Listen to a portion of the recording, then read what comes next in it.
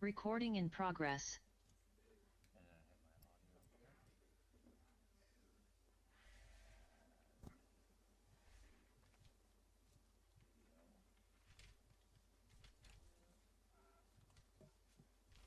All right, good evening. It is now 7 o'clock. I welcome you to our City Council meeting for Monday, April 7th, 2025. For all those that are able to, please stand for the Pledge of Allegiance.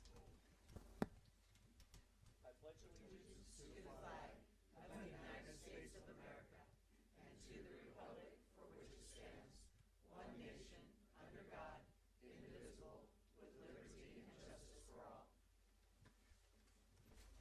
All right, with that, Amanda, will you take roll call, please? Councilmember Rounds. Here. Councilmember Burke. Here. Councilmember Dowdy. Here. Councilmember Hall. Here. Councilmember Frymark. Here. Councilmember Houston. Here. Councilmember Friend. Here. All right, with that, we have a swearing in. I feel like my microphone is not working.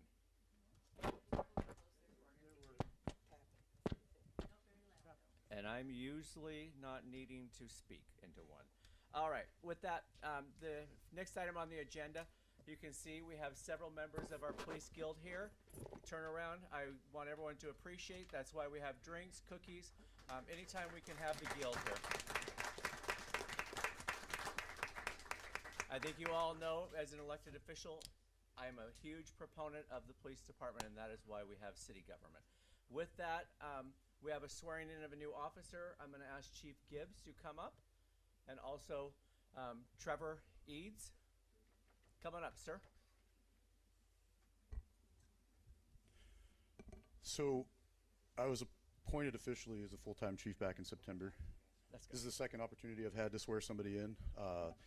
Trevor comes to us from Longview PD. He's got 15 years of experience there. Previously, 7 years in the Cowlitz County Jail. Yeah, so he comes with us with a ton of experience. It's much needed for an agency with a lot of younger guys. Super excited, happy to have him. So we're going to go ahead and swear him in.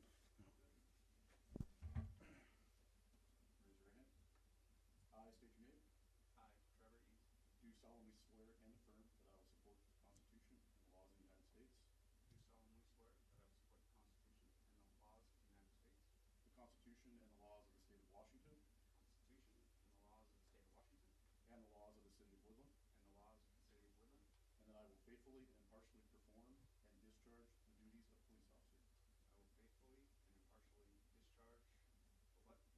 Perform and discharge the duties of the police officer. duties of a police officer For the city of Woodland, for the city of Woodland, according to law, according to law, to the best of my ability. to the best of my ability.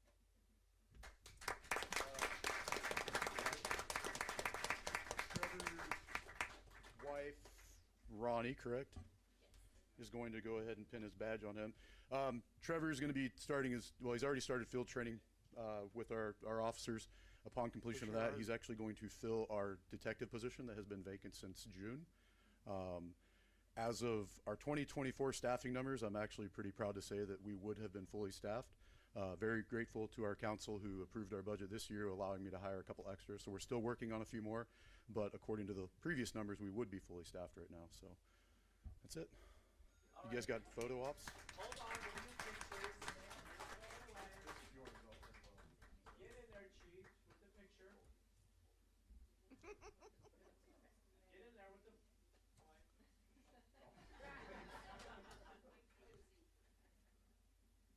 All right, now the rest of the guild members, let's go.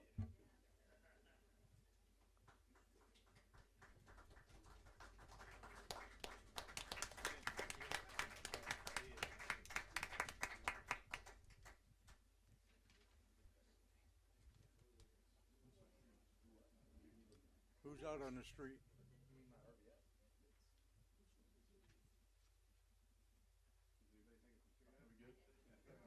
Who's out on the street? Thank you, gentlemen. Thank you guys for being here.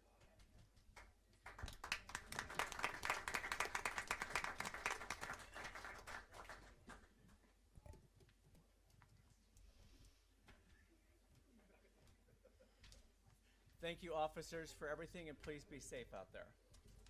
All right. Next item on the agenda is proclamation for Crime Victims' Rights Week.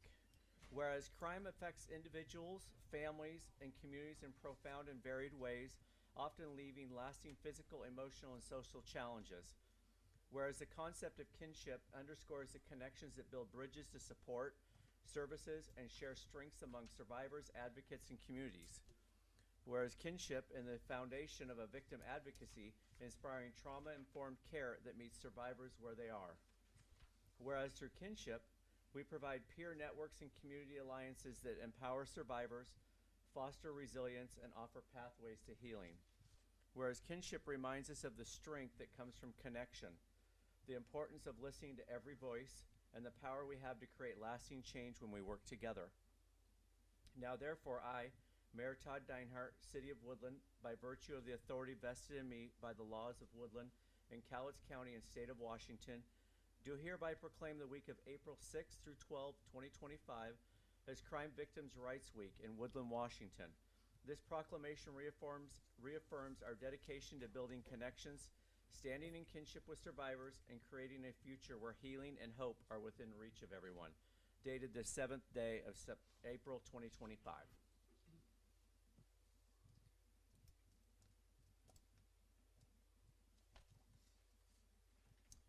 Okay. Next item, citizens' communications for items not on the agenda. Mr. Nguyen. It is great to see you back here in council, sir. So welcome back. I just have a question on the house burning that you're gonna be doing next door. Oh, with the outbuild, the smaller building that's part of the fire station that we're burning, you're talking about that Yeah. piece. Got it. Okay, fire away. Is there, I believe got asbestos siding. Asbestos siding on it? Yeah, and I don't know if that actually, I believe there's some, I'm not certain of any of this, but I believe that some of asbestos shouldn't be burned. But Yeah. I believe it's supposed to be tested before it's, I will certainly work with Cowlitz, or Clark Cowlitz Fire and Rescue, who I see several of their gentlemen here. I'm not aware of any of those issues, but I certainly, and they're shaking their heads, they don't know. Mr. Nguyen, we will follow up and get back to you on that. then the roofing on it, I don't know if there's shingles underneath that aluminum or not, but that Yep. may have asbestos too. Right. And what I'm not worried about them guys, when I was worried about safety, I'm worried about that aluminum roof on the top. Okay. You know, that's what I'm worried Yeah. about. You know, that way it's nobody blowing off. Yeah. Which, you know, that's. All of the above, every piece. Yeah. Yep. Absolutely agree. I mean, and it's not just the firefighters that are there, but the neighbors and everything. And sure, go ahead. I can close the loop on that right now. Oh, There's a full abatement of any hazardous materials before we burn any houses. So it's anything that could be hazardous is tested, and if it's hazardous, it's removed before we burn. Do you have a time plan when you're gonna burn that? It's gonna be sometime in the next year. No real Okay, time. I heard that it was next month, but it isn't next month. I don't think it's gonna be No. that. quite Okay, that then soon. we No. have time to talk, yeah, okay. absolutely. Yeah. Good, No, good. I know for a fact it's not next month. So, I mean, Derek, that's kind of why I was kind of looking and going, oh, I don't have all those facts, because if it was next month, I would certainly have more information here and having communication there. So, Sure. but we will still follow up with you and, work on Great. getting that. Yeah, 'cause I'm hazardous worried list. about the more the animals, Okay. than Absolutely. I think. Thank you, sir, and welcome back to council. Thank you. Anyone else for items not on the agenda that would like to speak? Come on up, John.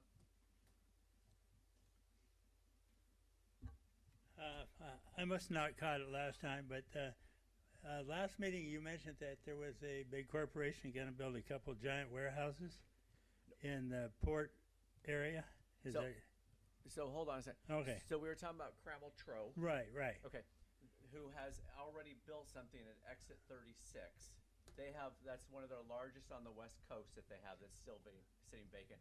They have come forward with permitting and some of that out on Rose Way here. They have not broke ground on any of that Okay. piece there. But I was that's- just curious where it was. Yeah. It's on Rose Way? Correct. Okay, thank you. Yep.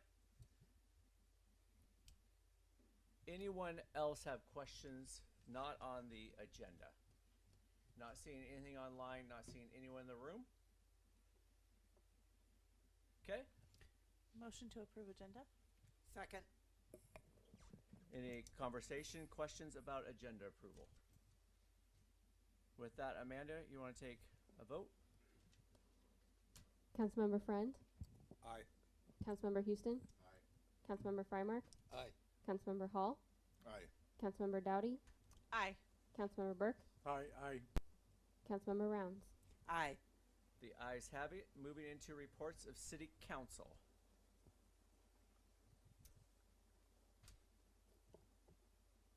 Well, I'll go first, I Mr. guess. Hall.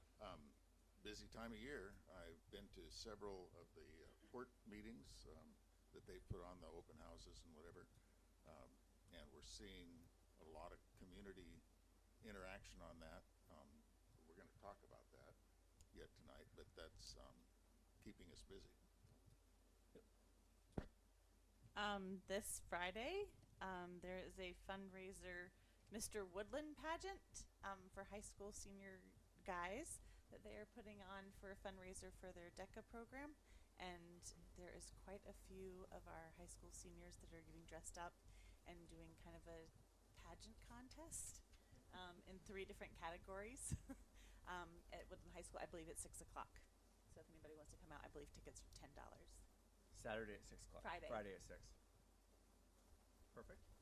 Miss Rounds. I also attended one of the port meetings also, and there's been a lot of discussion about it.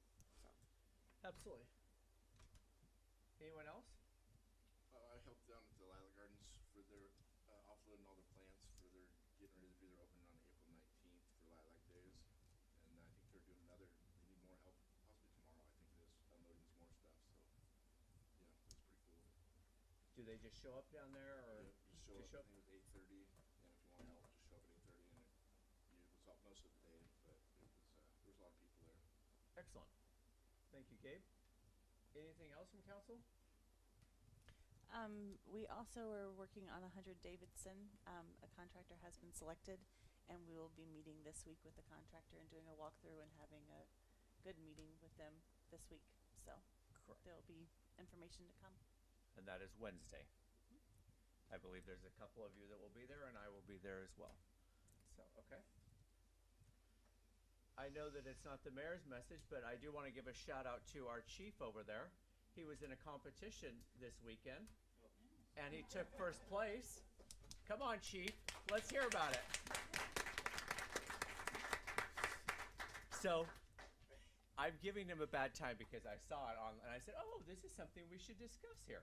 And he goes, "Oh, Deinhardt, I'll kill you." So, come on, brag about it here, chief. It was a pie eating contest. It wasn't. So I'll say that I've gotten 2 of our officers are involved with the Woodland-based Jiu-Jitsu Academy here. Shameless plug. It's a great family place. It's great with kids. But I've competed in Jiu-Jitsu for a long time. But more importantly, it's for our line of work to keep us healthy and all that kind of stuff. So I'm more proud that I'm getting some of our officers involved in that than I am that, yes, I competed in a bracket with some other 40-something-year-olds, and I beat both of them. So thank you, Mayor Deinhardt. So, anything else from council?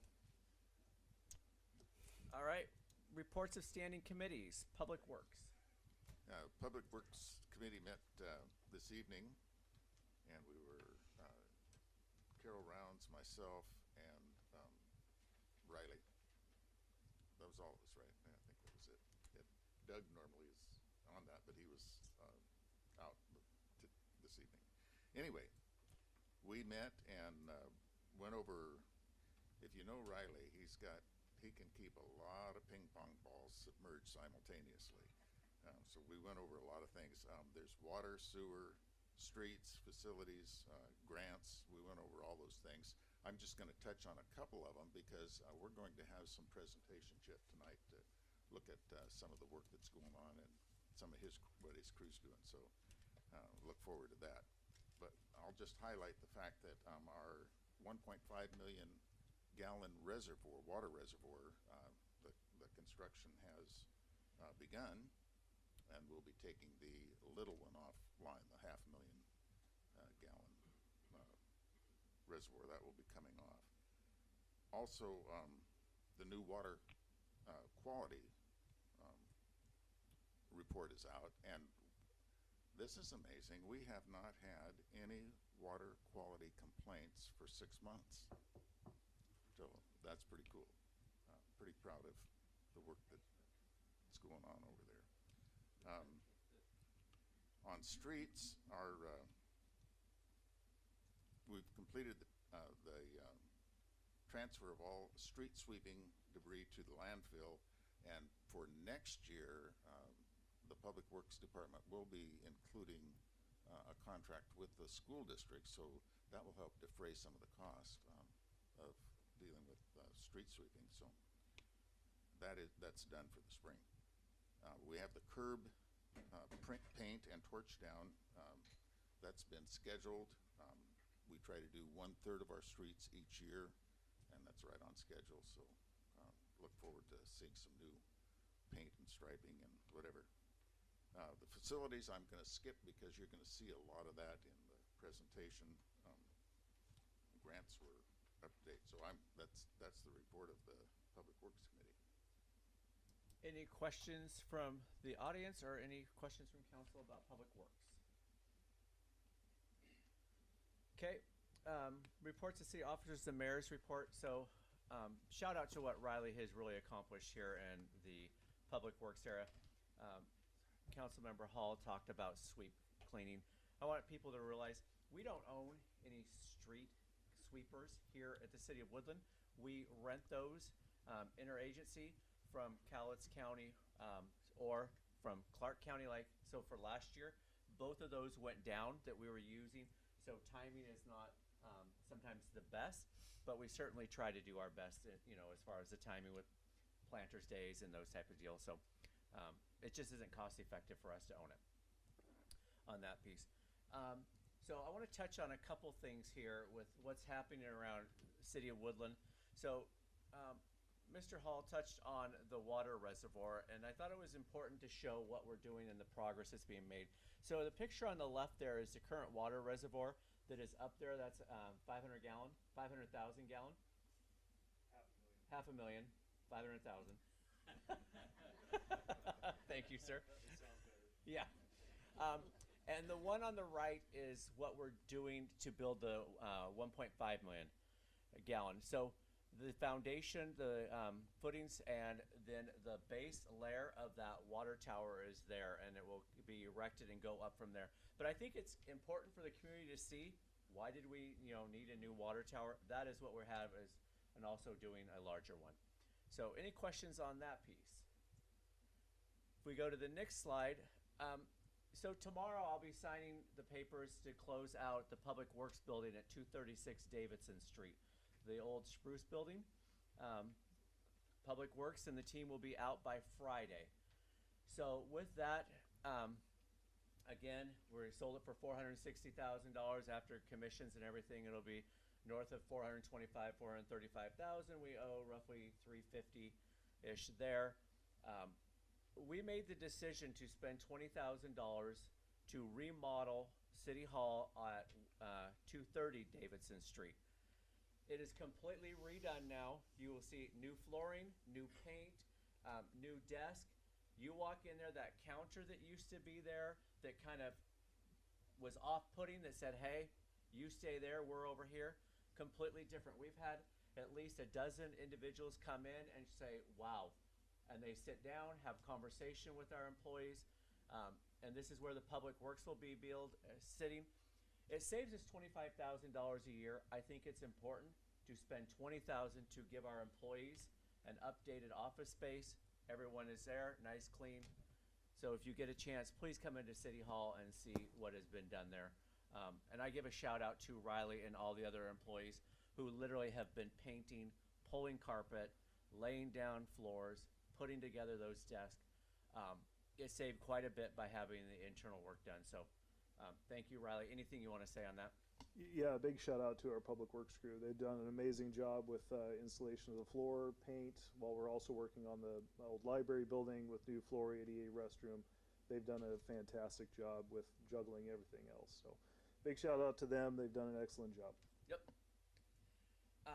So the last thing I want to touch on as far as our buildings and things, so the flooring that there, as you can see, we keep talking about the old library, the old community center. So the old library, we're doing the bathrooms there because the bathroom isn't ADA. We can't go upstairs. We can go upstairs, the employees, but obviously we can't let the community go up there because it's not ADA compliant. There's not an elevator. That is the flooring that will be going in over there at the old library as well. Okay. Last piece, the community center. For council's information for the community, we talked about how the old community center over on Park Street, we needed to put $125,000 into updating and leveling the foundation that was there.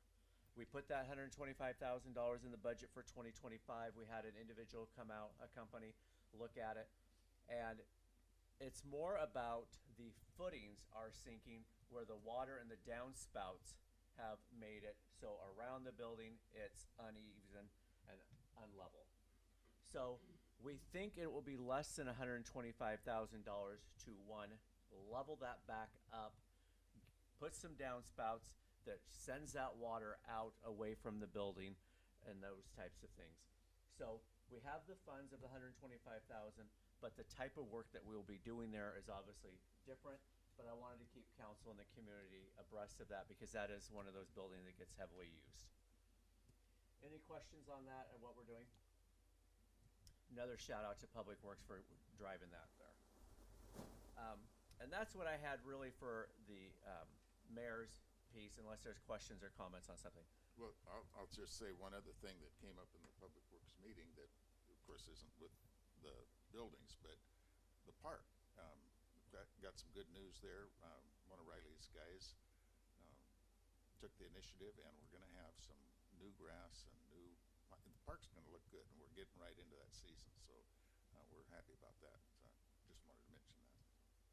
Yeah, we had an employee that's been covering the parks come forth with a plan to, since we decided to water Horseshoe Lake Park this year, noticed that there was quite a bit of weeds and the grass was kind of getting dispersed. So came up with a good plan to do some aeration at the park and do some fertilizer, plant some new grass, so we have a nice, beautiful field come this summer.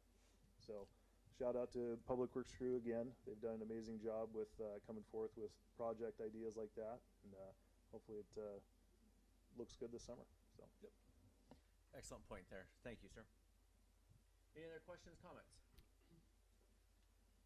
Okay, upcoming meetings. There's a public hearing on the Lewis River Townhomes. That public meeting is on the 15th of April. Then also on the 17th of April is a Planning Commission meeting. Oh, Yes, the Planning Commission meeting, and they will be having a public hearing for the Woodland Shores RV Park zoning request. correct. Thank you. And again, that's the Woodland Shores RV Park that has brought things. And that is at 7 p.m. The port meeting is at 9 a.m. that day. So I don't want people to think that they can't go to both of them. But that is the Planning Commission meeting. And then on the 21st, the City Council meeting. And then on the 23rd is a public hearing with the Planning Commission on Riverwalk Phase 2. That's the subdivision out on Lewis River Road along the river. There's 11 additional lots, I believe. Is it 11 or 17, Travis? 17 additional lots that they want to put at the bank. So that would be phase 2 of that subdivision. Any questions, comments on those items? Where are the townhomes? The townhomes, Travis, I forget the exact name. Lewis River Townhomes here at 11. No, what street are those going? The Lewis River Townhomes are by the wastewater treatment plant on Sandalwood. Okay. Okay. Thank you. Moving into consent items. Make a motion to approve the consent items. Second. Any discussion on the minutes from the prior meeting? I have a first and a second. Ms. Hogan? Councilmember Rounds, Aye. Councilmember Burke, Aye. Councilmember Dowdy, Aye. Councilmember Hall, Aye. Councilmember Frymark, Aye. Councilmember Houston, Councilmember Friend. Aye. The ayes have it. Moving into action item D, approve vouchers for March 2025. Make a motion to approve vouchers. Second. Any discussion or questions from the community on the vouchers? Ms. Rounds? The 173,000 for building inspections. So that's a pass-through. So Okay. as we have building inspections that are done, so as somebody builds a house, they need an inspector to come Okay. through, that's Conrad. Okay. We charge out and it gets through. Okay.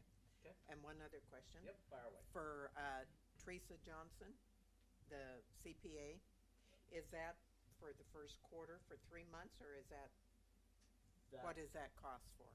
That is for, I believe, how much is that? It's We signed a $50,000. $40,000 contract with her, and that is for the first 40 days, so a little bit of Okay. January and a little bit of February. Okay. Okay. Okay. Yeah, this month's was big. I mean, we're talking 42 pages and $750,000, so it's Correct. a little shocking maybe to some people, but. Yep. if Yeah, there's- and if you look at those vouchers, I mean, we've gotten rid of the miscellaneous. We really try to put all the attachments in there. So, Mr. Goddard. I just wanted to make a quick correction. That 173,000 for Townsend and Associates, about 54 of that is reimbursable. The rest of it is associated with permits. So there is revenue coming in, but it is not reimbursable revenue. So it's work that we've been paid to do, reviewing the warehouse plans. Okay. So part of it is the pass-through, okay? There was one other question I had on the Tyler Tech. Was that, it was 30,000. Was that new computers? Is that, No, No, Tyler. that's our financial software. I'm sorry? That's our financial software that Oh, we okay. approved last year, so it's our annual fee for the year. Yep. And there was a lot of 2024 cleanup, so a lot of vendors sent us stuff from last year, so they're a little bit behind the ball. Thank you. Great questions. Anything else? I have a first and a second. Councilmember Hall, Aye. Councilmember Frymark, Aye. Councilmember Dowdy, Aye. Councilmember Houston, Councilmember Burke, Aye. Councilmember Friend, Aye. Councilmember Rounds. Aye. The ayes have it. Moving into action item E, authorize the mayor to sign a new printer lease agreement with Pacific Office Automation. Make a motion to approve action item E. Second. I have a first and a second. Any conversation or questions from the community? A little bit of color on this as we move out of the Public Works building and move over into City Hall and consolidate. We went down one printer. We were able to upgrade and get a better printer as well as a desk printer that will print out receipts and the check items when people come in and pay their utility bills. So, and it's also a savings, of a couple $100 a month. So it was a win-win here, but this obviously is the new contract on that new printer. And it's in the budget at a lower cost. Any questions or comments on a first and a second? Ms. Hogan. Councilmember Friend, Aye.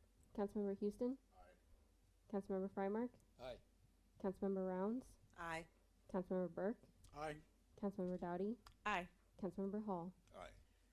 The ayes have it. Moving into action item F, authorize the mayor to sign one-year contract renewal with Meter Readers, LLC. Make a motion to approve action item F. Second. I have a first and a second. A little bit of background on this before I ask the community. So when we signed our contract last year, we knew that there was going to be a rate increase to that $1.38. So when you look at our budget that was built for 2025, it was based on that $1.38. That was the negotiated rate that was with them, and this now signs that contract into the one-year piece of it. But last year when we signed the contract. They told us they were going to charge that rate, and that's how we built our budget. So Are we having any problems with them, or they? I haven't had any, I mean, and I've been in the city hall several times, and Yeah, there's a few normal rereads that come in every month, but for the most part, it's been very nice. We do have our automatic reads. Our new Badger meters are going into effect, so we're slowly decreasing the amount of meters that are being read by meter readers. To, of course, over the next 4 to 5 years, we'll totally eliminate this contract and just go to auto reads. Okay. remember, when we get out of this contract, though, as we go to more of those automatic, your number of meters are here, so then they probably will want to negotiate a higher. You know, so it's a little bit there that we're going to have to play here in the next year, but this gets us through this year. Any other questions or comments on that contract? Ms. Hogan? Councilmember Rounds, Aye. Councilmember Friend, Aye. Councilmember Houston, Aye. Councilmember Freimark, Aye. Councilmember Hall, Aye. Councilmember Burke, Aye. Councilmember Dowdy. Aye. The ayes have it. Moving into action item G, ordinance number 1571, amending ordinance number 1469 WMC 13.04.180 and 13.04.190 regarding utility deposits, first reading. Make a motion to approve action item G. Second. I have a first and a second, a little bit of background on this. So we previously charged deposits on utility hookup. So if you were new to the community, you were hooking up a new meter, we would charge you a deposit, and then after a year of no late fees, no bounce checks, that type of deal, we would reimburse that deposit. What we found is now that we're on monthly billing and we don't allow any late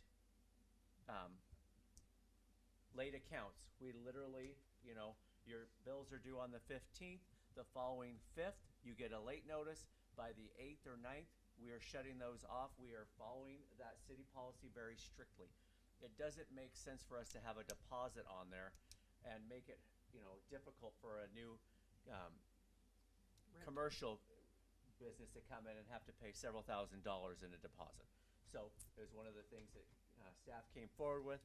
I totally support this idea that, you know, as long as we're doing the monthly billing and we are staying up here, it makes complete sense for our community. Any questions or comments from the community?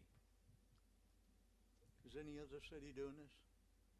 Some cities have deposits, some do not. Just like some electric utilities have deposits, some do not. Okay. So, It'd be easy for rent.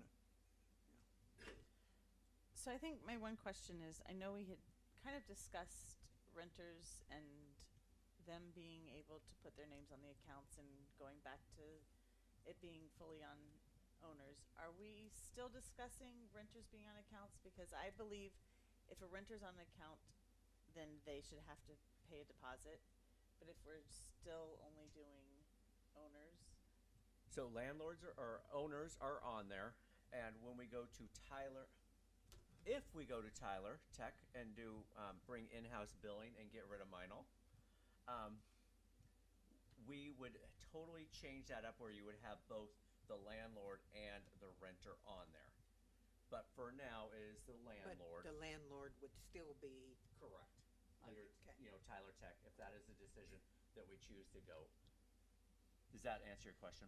yeah, I just, Does the landlord have to approve it? I mean, can they say who, if they don't want their tenant on the? When a Already tenant know. comes in here, a landlord they have to provide, you know, documentation that says, hey, I am the renter. I mean, otherwise Yeah, I I could say, just- hey, Melissa's address at 1825, that's my house. And we're like, okay, what's your documentation? So So like having a bill Right. sent to the renter, is that up to the landlord whether the bill gets sent to the renter or to the landlord? no, so the bill right now goes to the address on the bill. So it The goes to owner. The owner. correct of the house. Yeah. it goes to the house But address. if a Got renter it. wants to have a bill also, just to see, that has to be approved by the owner for that to happen? No. You just automatically send one to the renter too? Correct. And they're allowed to come in. They can come in and ask for a copy of that bill. And again, that's why we're very strict and we're following our Right. code is the 15th. And we had some people who were late and everything. It's gotten to a smaller number where people know the 15th is the date. The 16th, I pay a $20 late fee or 10% of my bill. You know, you follow that WMC and away we go. Yeah. Okay. Absolutely. So, have we kind of accounted how many residents have outstanding deposits already? Or are we just going to proactively refund to them if they've We paid would one? proactively refund this to those individuals. And again, it's only people who have signed up in the last year. Yeah.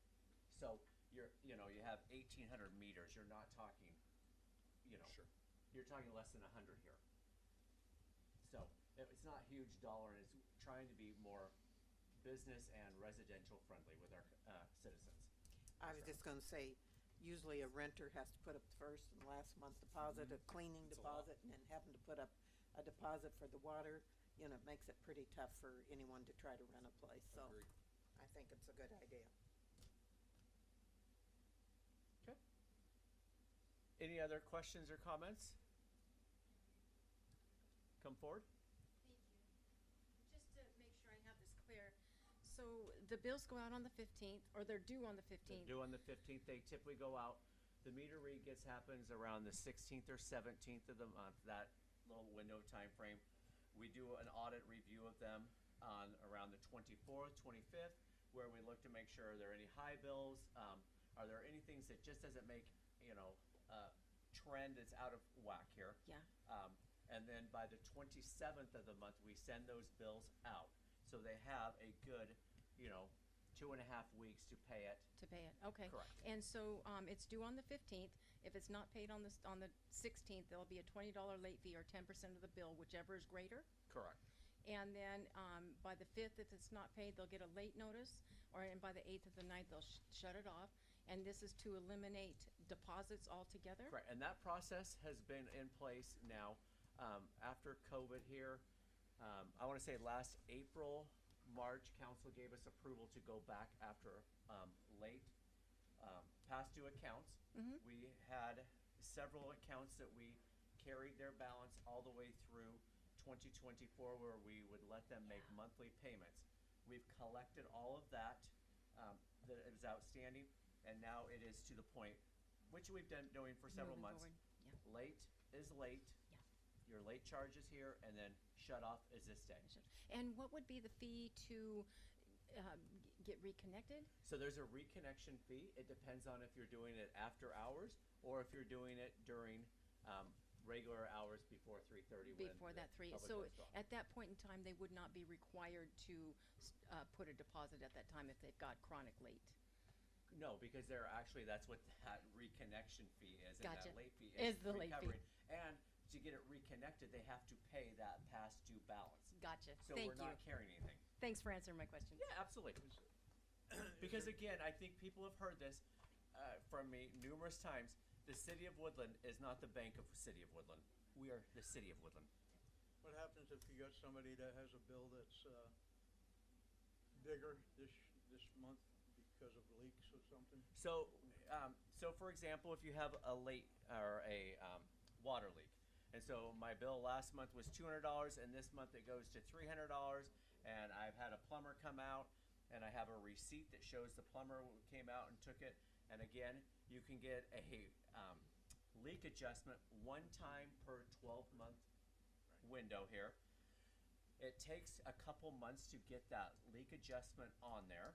So we will allow, and we tell the citizens to pay their normal, that $200, keep paying the $200, so that we can then get the leak adjustment through the system, and then we will true it up. So we work with them as long as they are paying their $200 and they're not letting their balance grow. What if a tenant is paying their water bill to their landlord every month and the landlord's not paying the bill and the water gets shut off? So again, we don't get involved with a landlord and a renter issue. If the renter is paying the landlord, Riley wants to speak. I just wanted to touch on that really quick. So if we do have a situation where it is a tenant and the landlord doesn't pay the water bill, we do send the tenant notification of the tenant's rights. They do have 10 days to respond to the city, either dispute the charges or kind of go through the motion of, hey, the landlord's not paying the bill, they do have the option to pay the bill, but they have that 10 days to kind of get that sorted out. So we don't just go out and turn people's water off if we know that they're tenants. Unfortunately, with our system that we have now, it doesn't clearly define if they're tenants. So if we do shut somebody's water off, they do contact us, say, hey, I'm a tenant. We'll go out, reconnect the water, give them the 10 days notice so they can kind of clear it up with their landlord. So we do give them that option, and we do show what the tenant's rights are in that case. I would throw out another plug here to Riley and team. We do robocalls now.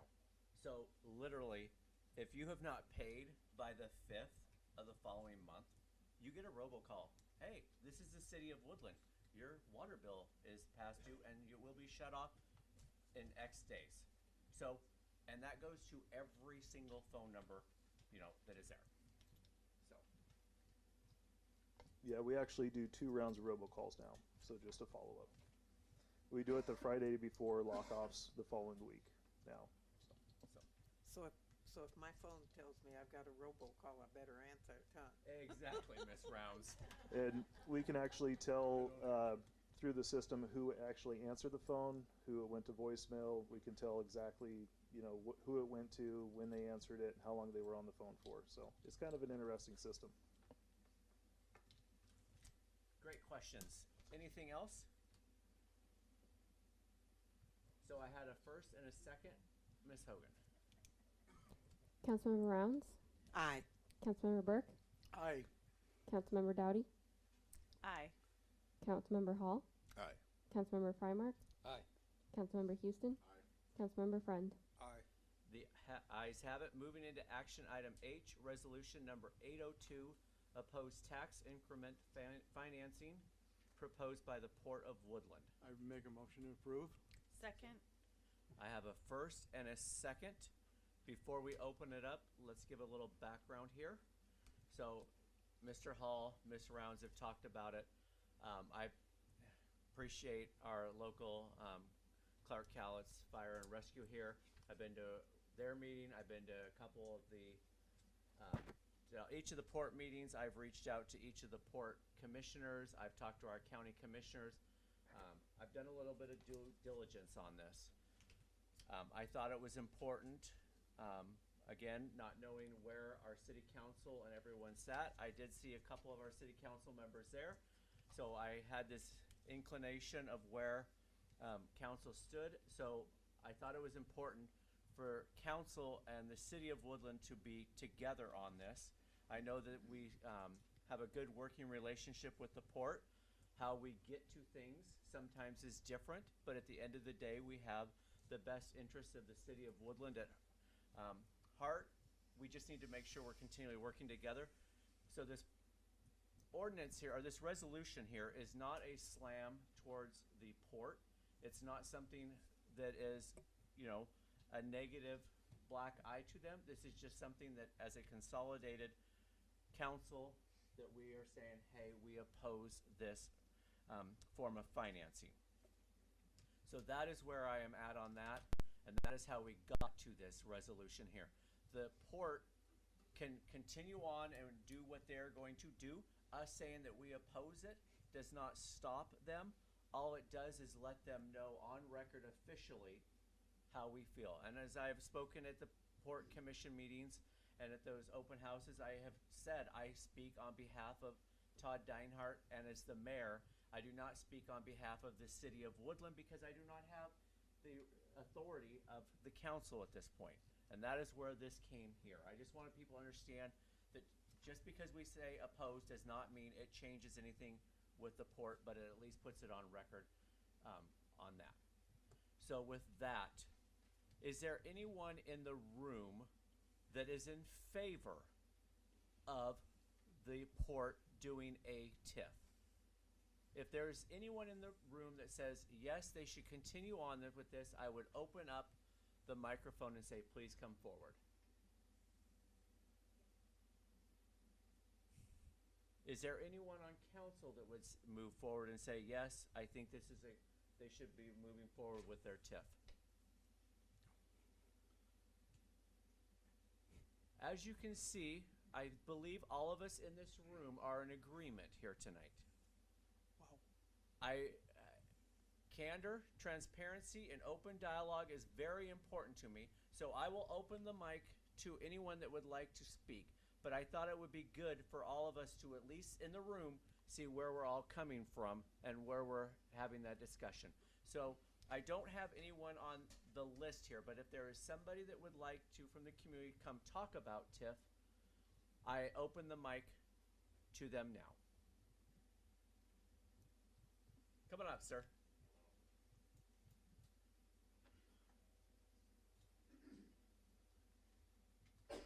Council members, Mayor, good evening. My name is Josh Brooks. I'm here representing Local 3674, which is the firefighters union that represents the firefighters for Clark Cowles Fire Rescue. So first, I just want to appreciate you guys for putting this out today, just to consider this. I just want to get a couple things out there so everybody kind of understands why we are in opposition to the TIF. We are not anti-growth as the local.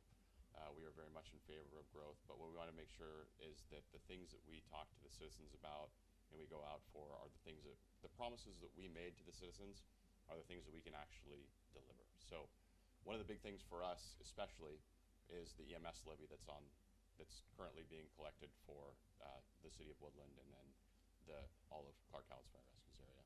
That is 100% voter funded, voter approved. That was not in existence 2 years ago. The local went out basically in favor of this because of the service delivery that it was going to improve to the community. And in the last 2 years since it's been implemented, we've seen tremendous service improvements.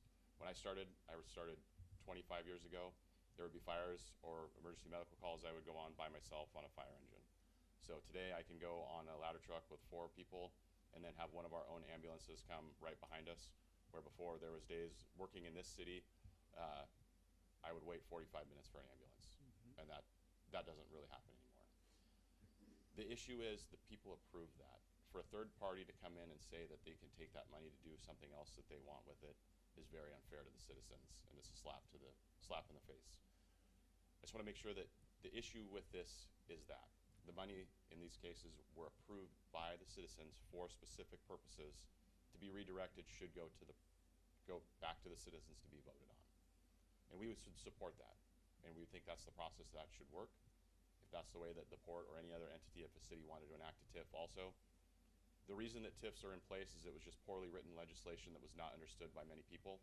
Even the union representatives that work with state legislators, through my conversations with them, didn't fully understand how it works. State legislators didn't fully understand how it works. They're very reluctant to remove fire and emergency services from the TIF because they know that will gut the TIF system, because that's where a majority of their money comes from. So we've seen police be defunded in the last few years, and that didn't work out very well. We don't want to go after the fire departments and have fire departments defunded very well. I live in La Center. I live not far from where the Jenny Creek fire was at. I left my house to go get a fire engine to help stop the Jenny Creek fire, right? And we've seen communities across the country being wiped out by fire. Now is not the time for us to stop funding the fire service, especially here where you have a local and firefighters and a fire department that's very committed to the city, the citizens, and wants to make sure that they get the service they deliver. Our philosophy between the fire department and the local is that you only get one fire department. So you can't open the phone book and choose another fire department if ours doesn't work. So we give you the best option that we have, and we go out and put our integrity on the line when we run these elections or these levies and lid lifts. And we want to make sure that that money goes to what the people were told that it would go to. Thank you again. Excellent. Thank you, Josh.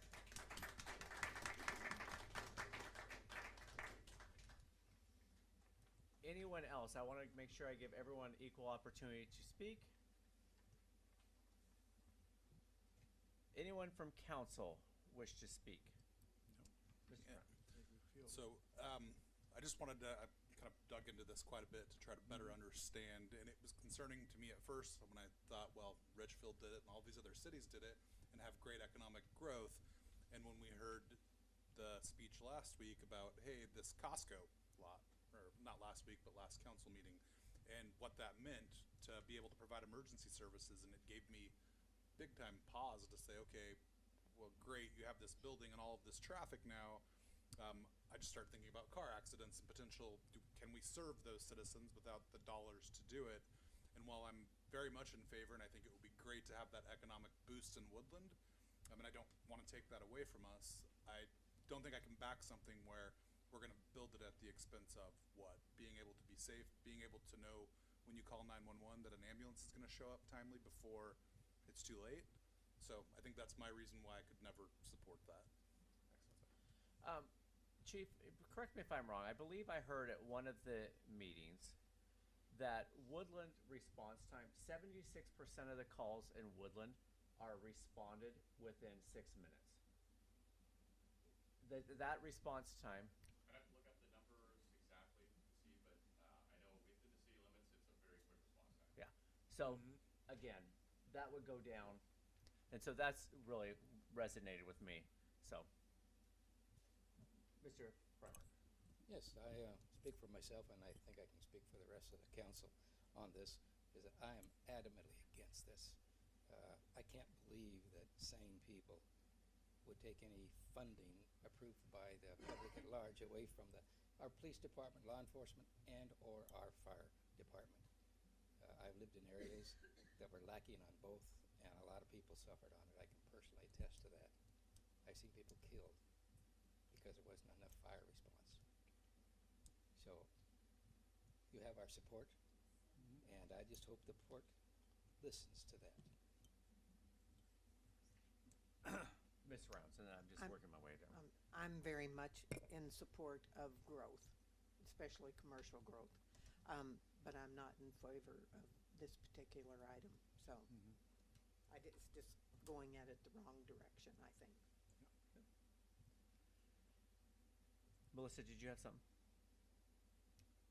I think I kind of echo what a lot of this is, that I am definitely for growth for the port and for Woodland, but in the right ways, and I don't think taking it from our public safety, fire, rescue, police, or any of those is the right way to do it. I thought I saw your hand up, so I didn't want to skip over you. Mr. Hall. Yeah, I think what we're hearing is exactly what I heard at the public hearings, meetings. The last one I went to at the port office, was the room was packed, and so was the hallway, and there were some people outside. So it was, there wasn't one positive thing said about it. So what I want to say is that our commissioners of the port are good people, and they care about Woodland. They want what's best for Woodland, but I think they did not understand this by their own admission. They did not have all the information going into this. They had to, it was presented to them, and they went through to look at it and went through this process of bringing the public into it. And I think they've learned a lot. The last time I've heard, they aren't all in agreement of going forward. I had a long talk with Rob Rich, and he basically told me he's not in favor of it. So I think at that point they have an understanding of what they're dealing with now, and they certainly, as a result of those meetings, got an earful of why it's not a good idea to cannibalize all the other public entities that have cross jurisdiction. So that, together with the fact that it's not a voted on thing, the people don't have a voice per se, and at that point I think that's a bad taste and it's a bad look. And so like Mr. Friend said, that it's a law that probably should never have happened in the first place, but now that it's a potential, and Ridgefield has done a couple of them, I just don't think it's the right way to go. And I think it's incumbent on us as the city to take a position against it, even though, as Mayor Deinert has pointed out, it's not, we don't have a say, literally, but we do have an opportunity to speak to it. So I think that's what we've got to do with this resolution. Yep. Any other comments from community or council? I have a first and a second. I'd like to say something. So I've been worked with the fire department for now nearly 10 years, off and on with Josh since I was employed here. I can say that the Woodland Police Department, the fire department, have a amazing working relationship. I appreciate the fact that a lot of times they beat us to calls. And over the time that I've been here, it has been something that has grown and gotten better and better and better. I don't know if that's typical everywhere, but that's how it is here. And in our small community, like we need these guys as much as we need police officers. So if there's any way to sway anything, the chief of police of Woodland supports that and wants them here, and whatever it takes, like I'm willing to work out too. Thank you, Chief. Come on up.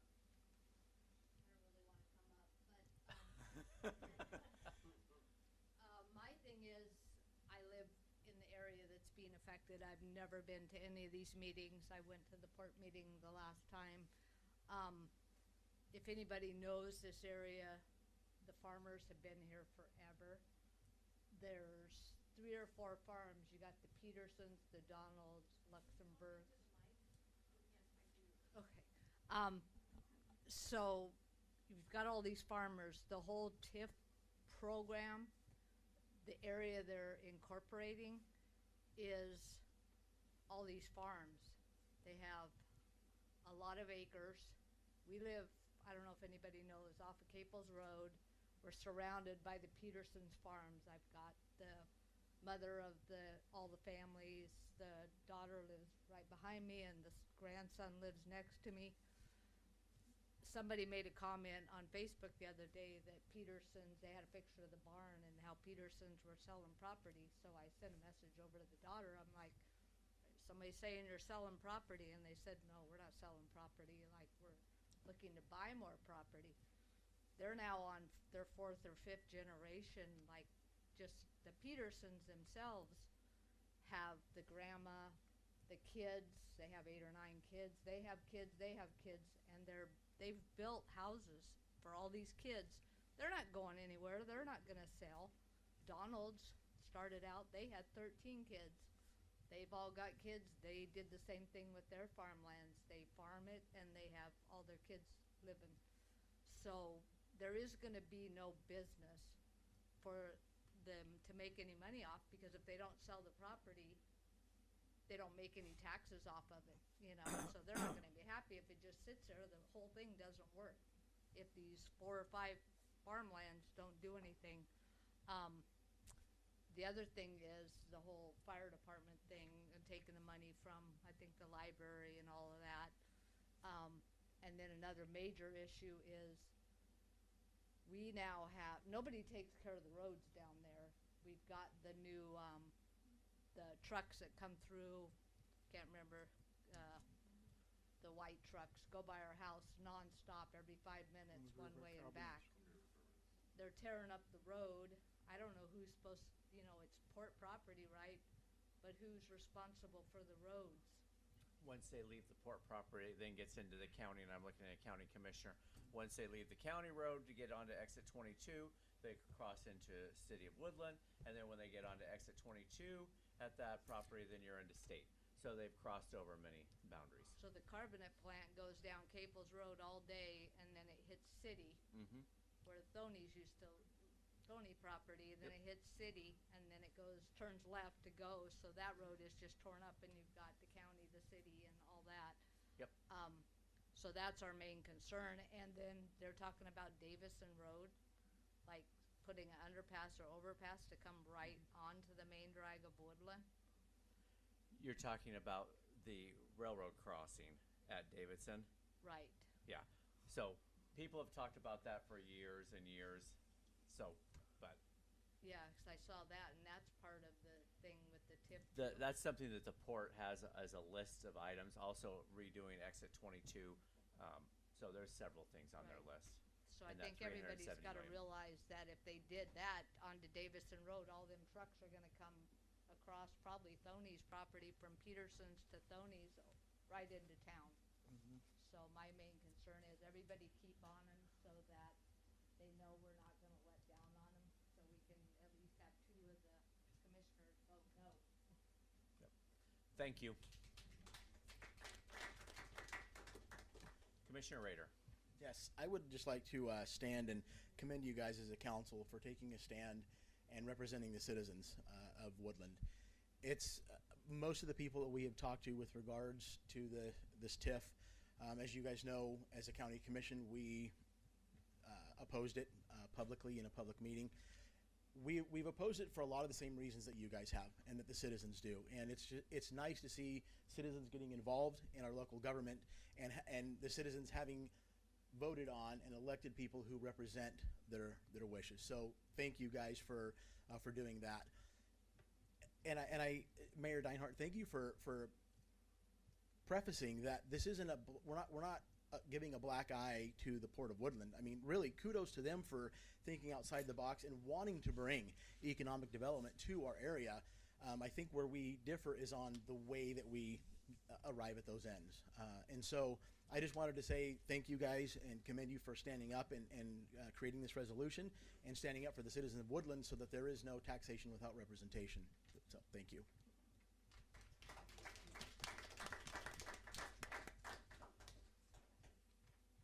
Any other comments before we take a vote? Maybe just to clarify, a vote for is to oppose. Correct. A vote yes is that we sign a resolution that we as a city oppose. Yes. Ms. Hogan. Councilmember Friend? Aye. Councilmember Houston? Aye. Councilmember Frymark? Aye. Councilmember Hall? Aye. Councilmember Dowdy? Aye. Councilmember Burke? Aye. Councilmember Rounds? Aye. The ayes have it. It is now 8:01 and we will move into workshop on transportation impact fees. Travis, do you want to set the stage on? Well, let me set the stage. So here at our last council meeting, we had some individuals come and they talked about the expense that it would cost to set up a restaurant type facility here inside the city limits when you look at the transportation impact fees. And transportation impact fees are calculated by your trips, peak trips, and it's a set cost of a calculation that the city of Woodland did. And so then based on that fee, you look at the number of trips that they would have and it comes out, and that's where it gets north of $200,000 here. So one of the pickles that the city is in here is that calculation and that resolution or ordinance was put into place that said, hey, we need these impact fee dollars to keep up and to maintain. So that is why, staying face, we said, hey, we need those dollars. And now all of a sudden we have a business that wants to come in and the discussion is, hey, should we back off of that? Do we do a moratorium? Do we do a deferred billing? It goes into that whole piece there that said, hey, when you do a calculation and you put it out there and say that we need those dollars, it sets up that whole conversation. And so then Travis has been working on this with Emily on a couple different scenarios, what is allowed, what is not allowed. And so I will open it up to Travis, and then Emily, if she wants to chime in, she can chime in here to carry this conversation, and I will let the community speak. I know that our individuals are here, and then council, and we'll have a dialogue on this workshop. Okay? Thank you, Mr. Mayor. My name is Travis Goddard. I'm Community Development Director for the City of Woodland, for those of you who are unfamiliar with me. The original transportation improvement or transportation impact fees that were adopted in 2012 were based upon what we call the Transportation Improvement Program, the TIP. And in 2012, we had very few projects on the list of stuff that needed to be built. And the engineers went through and did the calculation of how much it would cost to build those projects, and then they attributed how much of a cost should be passed on to the individuals who are doing new developments in the community. And at that time, that calculation came out to $828 per PM peak hour trip, which means in the evening in rush hour, every car on the road would have to pay $828 for their share of those improvements that needed to be done. We did not touch that for approximately 12 years, and when we redid the calculations based upon all of the problems that developed and stuff that needed to be fixed, we ended up with a large list of projects of stuff that needed to be done but had been neglected for almost 12 years. And the number that you see on the screen in front of you is a result of that study, and what the council determined is really the number should have been about $8,500. So it was almost 10 times the amount it was 12 years ago. So that's inflation of prices plus the fact that our roads were getting worse and worse and our problems in traffic were getting worse and worse. And that was such a shocking number. The council, previous councils, decided that they would phase that in over 3 years. So every year in November, we look at going to the next step, year 1, 2, and 3 on that chart. So we initially raised it to the 80% mark. Right now we're in the 90% mark. And in November 6th of this year, it'll go to the full 100% of the cost attributed to new development in there. So it's been shocking, and the council recognized that at that point. There are a couple tools that are provided in the state laws. One of them is a deferral to occupancy, and our code currently says that single-family residential units and multifamily residential units can delay the impact fees till occupancy. So in other words, a house builder gets to build the house, and when it's done and they're ready to move somebody in it or sell it, that is when the impact fee becomes available. Whereas commercial and industrial, if you get an approval of a building permit, you need to pay all of your impact fees when you get your building permit before the building is built, even though that traffic is not on the road. So there's a fundamental disconnect between in the residential zone, you don't pay until the people are living in the house and driving during rush hour, whereas commercial and industrial, you pay what could be 1 or 2 or potentially 3 years before the building is actually built and the business is operating. So typically from a developer, if you're doing a business loan or a construction loan, you might be paying hundreds of thousands of dollars or interest on hundreds of thousands of dollars for years before you even open up and start operating your business, because we don't have that tool in our code. And at the last meeting, the council essentially asked Emily and I to take a look at options that we have.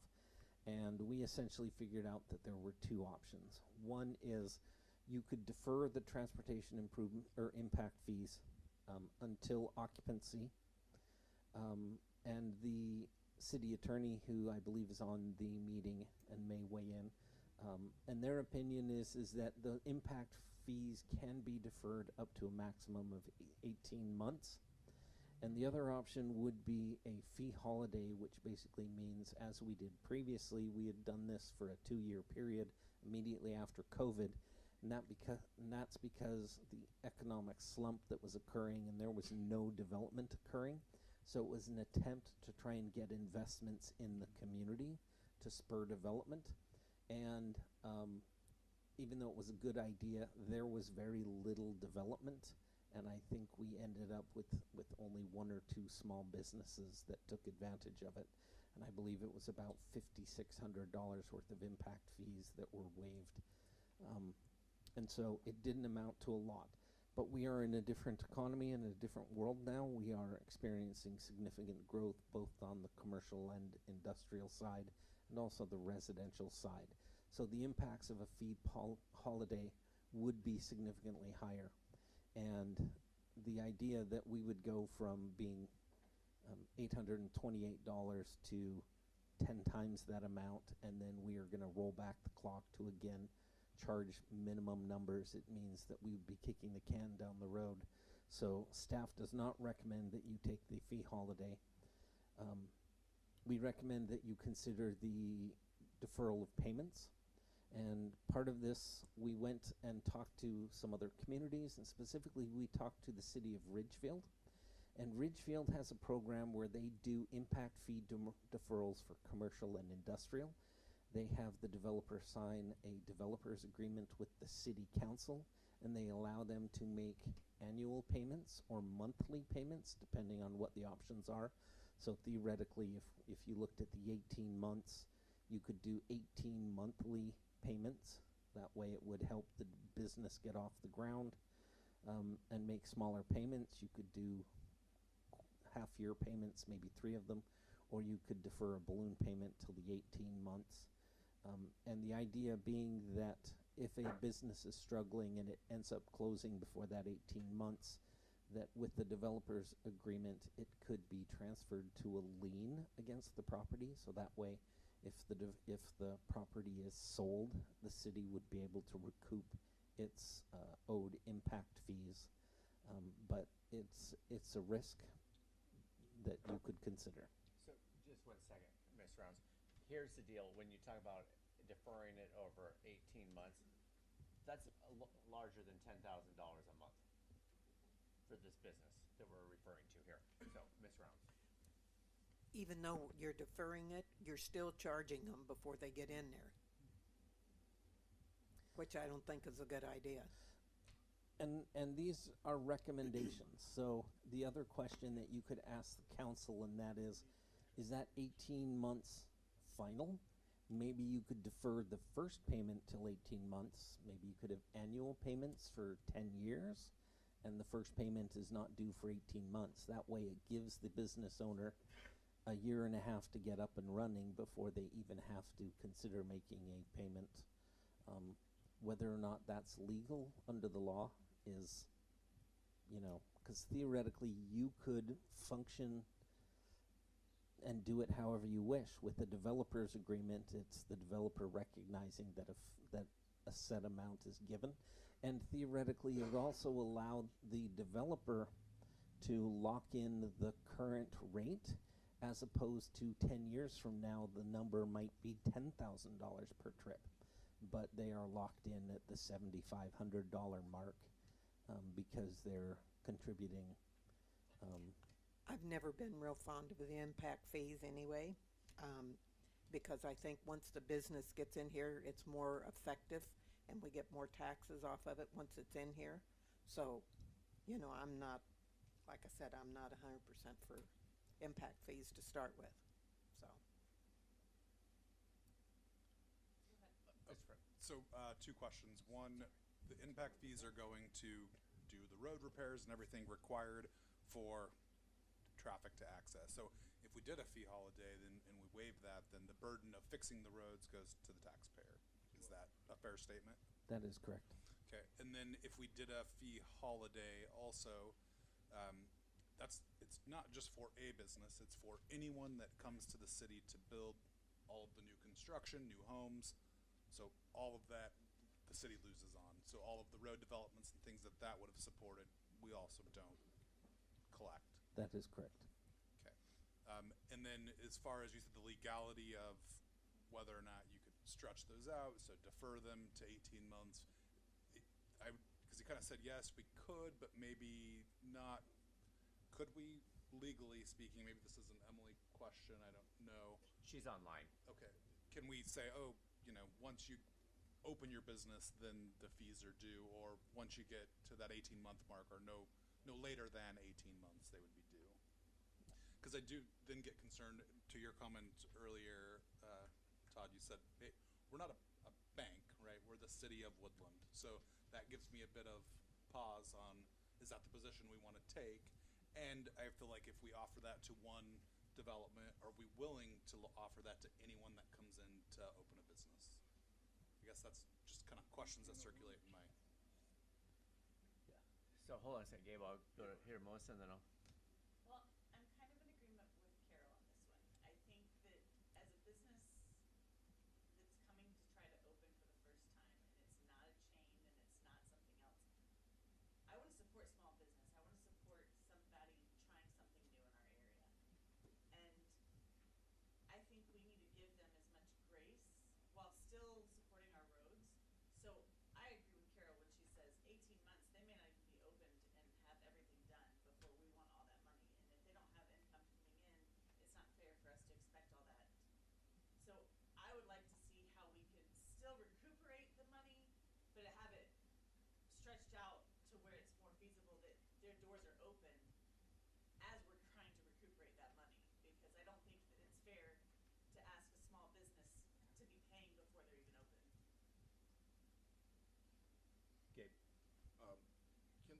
sort of credit? Can they get any sort of credit for construction, like on sidewalks and streets and improvements?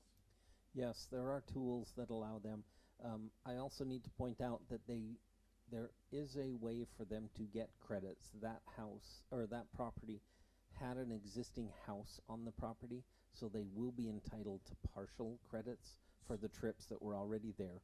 Plus, if they build off-site improvements, say they were to build a sidewalk to the corner store, for example, and if it cost them $50,000, they would price it as if the city built it. It might cost the city, with government budgeting and the requirements that we have, it might cost us $200,000. So in which case, we might be able to give them credit for somewhere between $50,000 and $200,000. That would be part of that analysis. It's still money out the door for that individual. Yeah. But it's substantially less if they can find Yeah. someone to do the job for cheaper than what Yeah. the city would. Yeah. And if you can construct it or get a construction company to build it for less, there is advantages for that kind of cooperative process.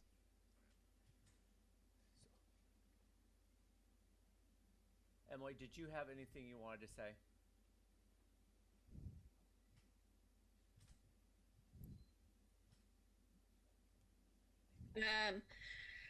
No, Travis covered most everything that we had talked about. Kind of a developer's agreement, if your code allows for certain deferrals, is probably your best option. The biggest issue that we run into is ensuring that you can collect it at a certain point in time. It's never a good look if for whatever reason it has fails, the property gets transferred, and the new owner is stuck holding the bill for what should have already been paid. So just ensuring that we minimize those kinds of risks. I believe there was a question on the 18 months deferral. That's pretty explicit in statute, so I'm not sure if we'd be able to find a way to construct it for longer than that. So, there are still some things that we can do, and the first spot is to kind of allow your code for those options so that we can bring back some sort of agreement for the council to evaluate as far as how the impact fee structure goes.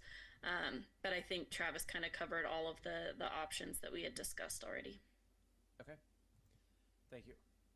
Coming up, sir.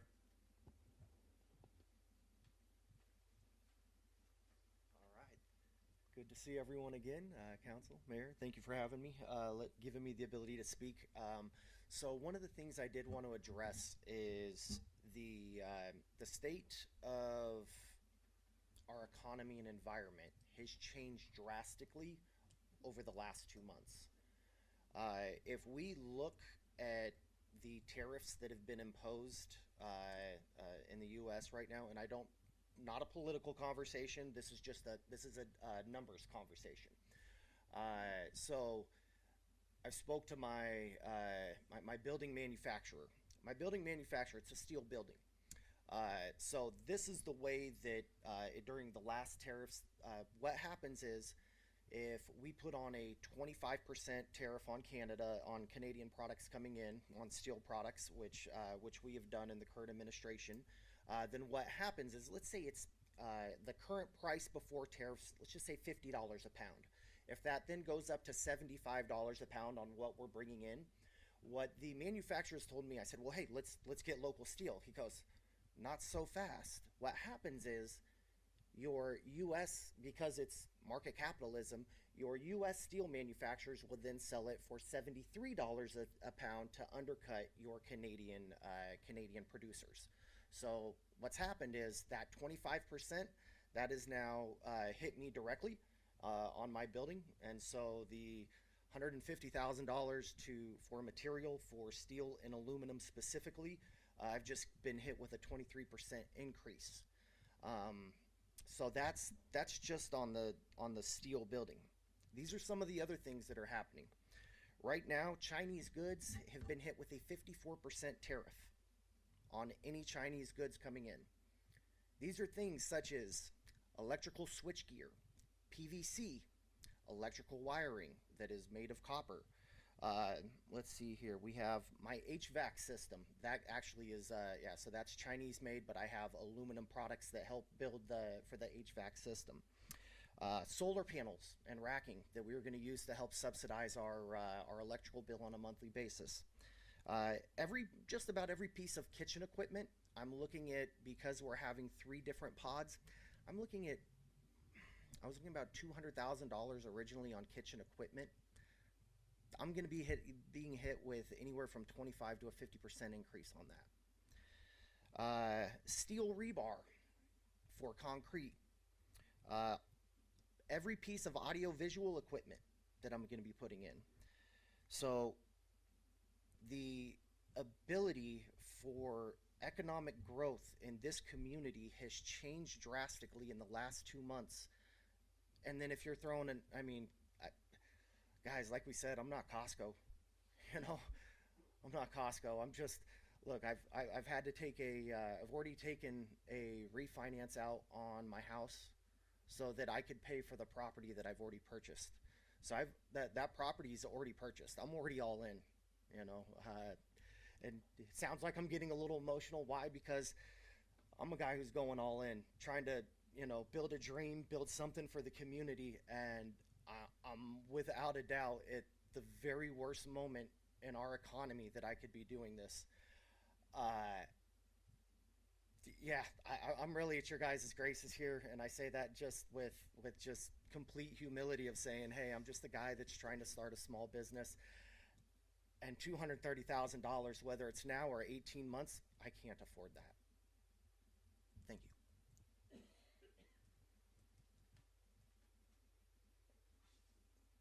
Any other questions or comments? Can that fee be tied to sales? Come on, Commissioner Rader, come on up. I'm not sure of the statute, but I'm just wondering if the fee can be tied to sales and revenue for the business.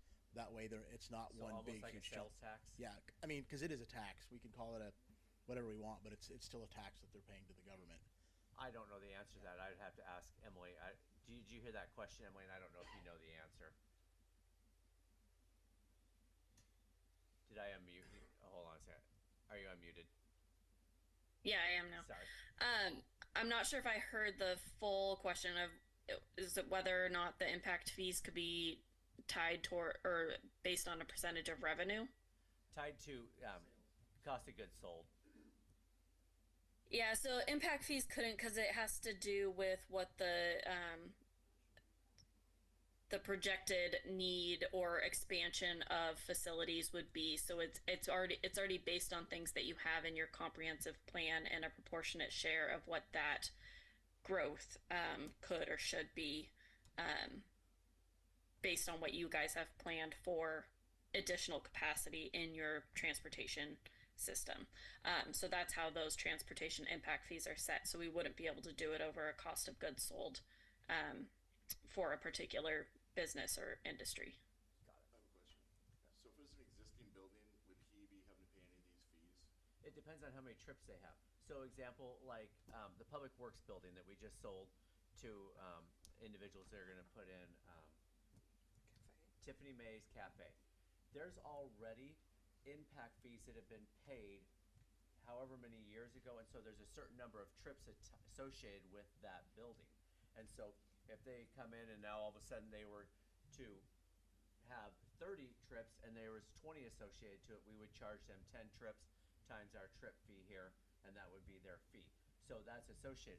So this residential home, which is a lot less trips associated to it than something that is a commercial. So he might get associated, you know, with that house 2 or 3 trips, but the calculation might be closer, you know, to 30 trips a day. And so he's going to be stuck with 28. Does that make sense?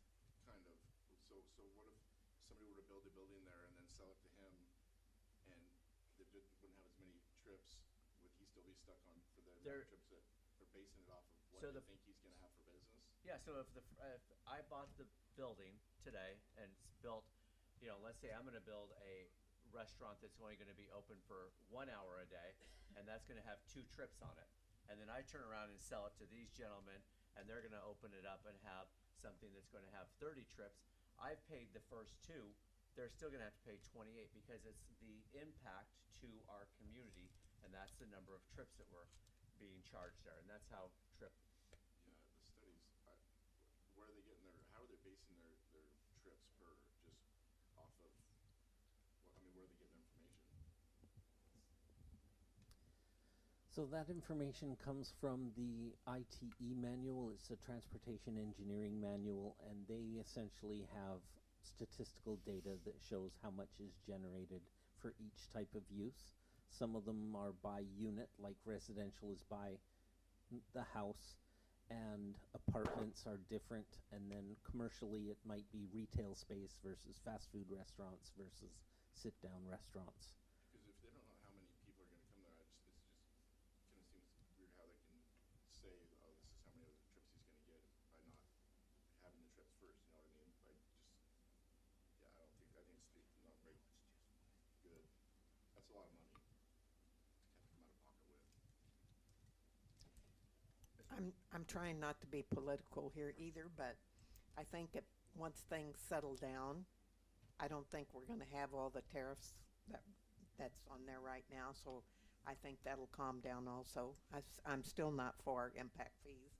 Never have been, never will be. But I'm just saying, eventually I think that'll calm down and it won't be quite what you think it's going to be right now. So. Real quick, remind me your name. My name's Bobby Vickery. All right. Sorry. Bobby. I apologize.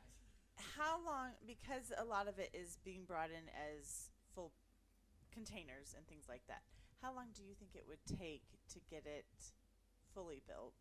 Like estimation? That's tough. I'm kind of a hard charger, right?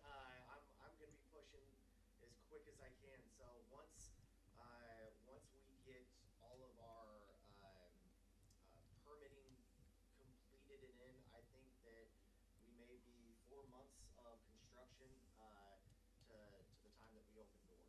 So, Okay. But the difficult part is, so I mean, really, for me, I have to go to the bank and request these funds and take out a loan based upon the current status of where we are at, not based on projections, because then they will leave me with the possibility of not having the finances, the loan to cover the costs that will be needed. Right. Okay.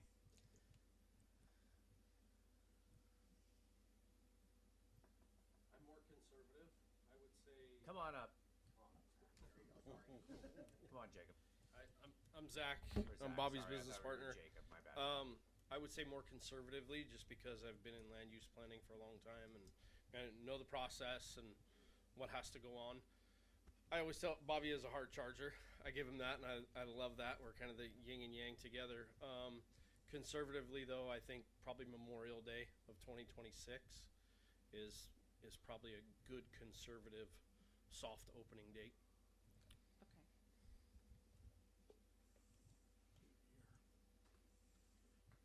Any other questions, comments, thoughts from the public? We got 40 people out here. I mean, this is all of our town, our community together. We're all, we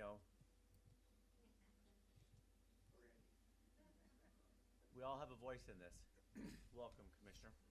Thank you. Educate me a little bit. What impact fees start the day somebody says, I'm going to open doors, and you're going to start charging me impact fees? It gets measured on the basis of the size of the property, the size of the building, the number of parking spaces in the parking lot. So this here is the number of trips, literally the number of trips, how many cars we think will be coming into this business in peak hours, which I believe peak hours is 5 to 7 p.m. So there's no difference between a freight truck and a car for the trips counted? Oh, correct. No. So if I have a warehouse and I'm going to have 25 semi trucks go in there, or if I have this commercial restaurant and I have 25 cars going in there, 25 trips is 25 trips. And it starts on the day of construction? So it's a fixed amount. So the projection here based on these trips And again, Commissioner, we go way back here, and this is based on a extended calculation that's out there. So I don't want someone to think that we just came up with this calculation yesterday. This is something that 3 years ago, 4 years ago, and then it's been continually going, and these costs of what they think the city needs for money. So this isn't something the state did, this is something you guys came up with? This transportation impact fee, correct, is something that it was implemented by the city. Well, I feel better now anyway, at least it wasn't the state. Okay.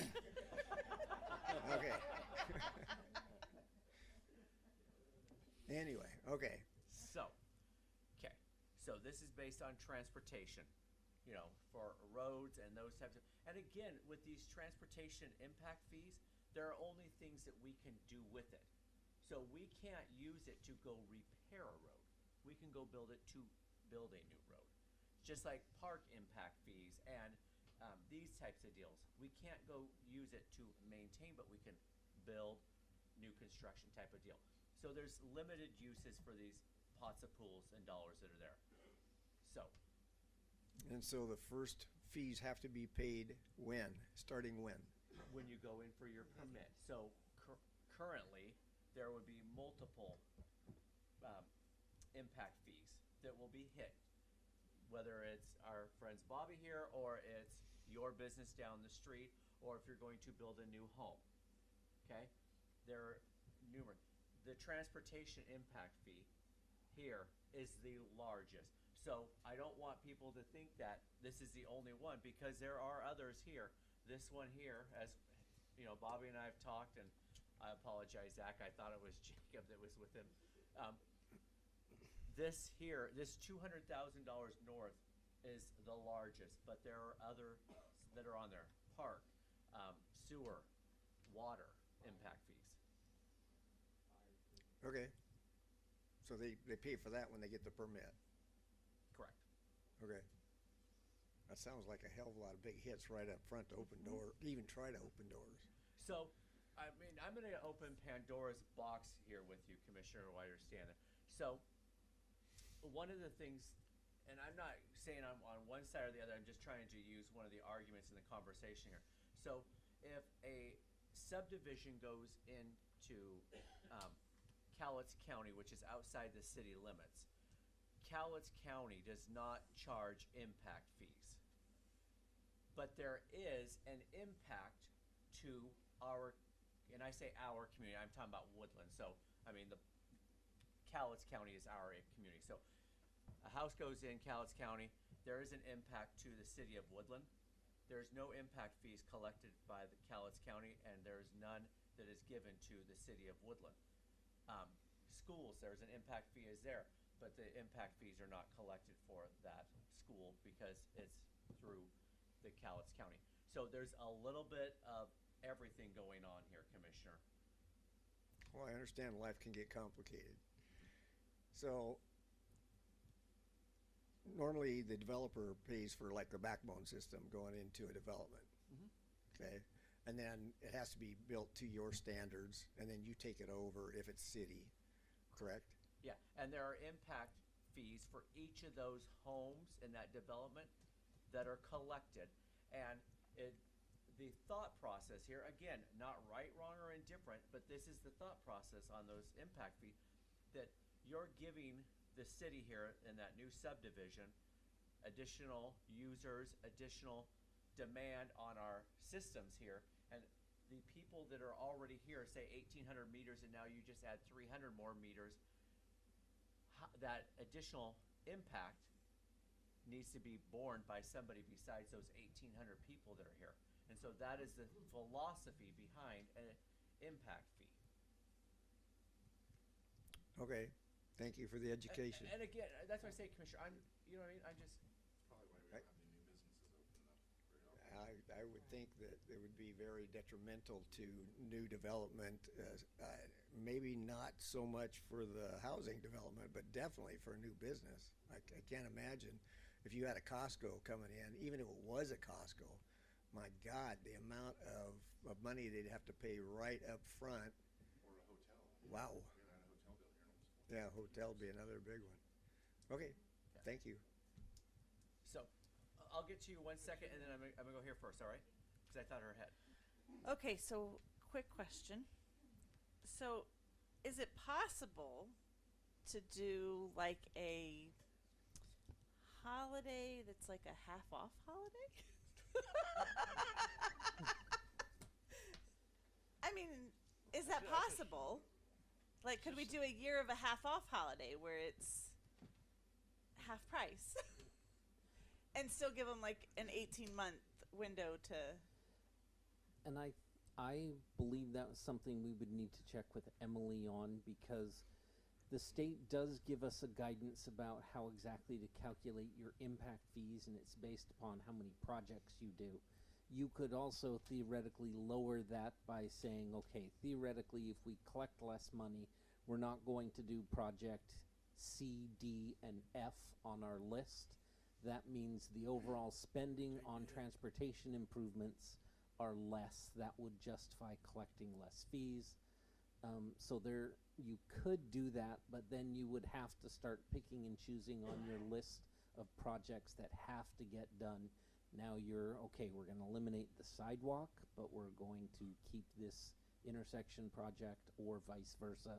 You would have to start making policy decisions about what you want to fund for the transportation program, and Riley might be a better person to ask that question about, but theoretically you would have to have a justification to lower it, just like you would have to have a justification for raising it, because it is there is a state equation that you do have to bear in mind. Otherwise you would just jack it up to whatever you want, and it would defer development, or you would keep it so low that development occurs and they don't pay for their fair share.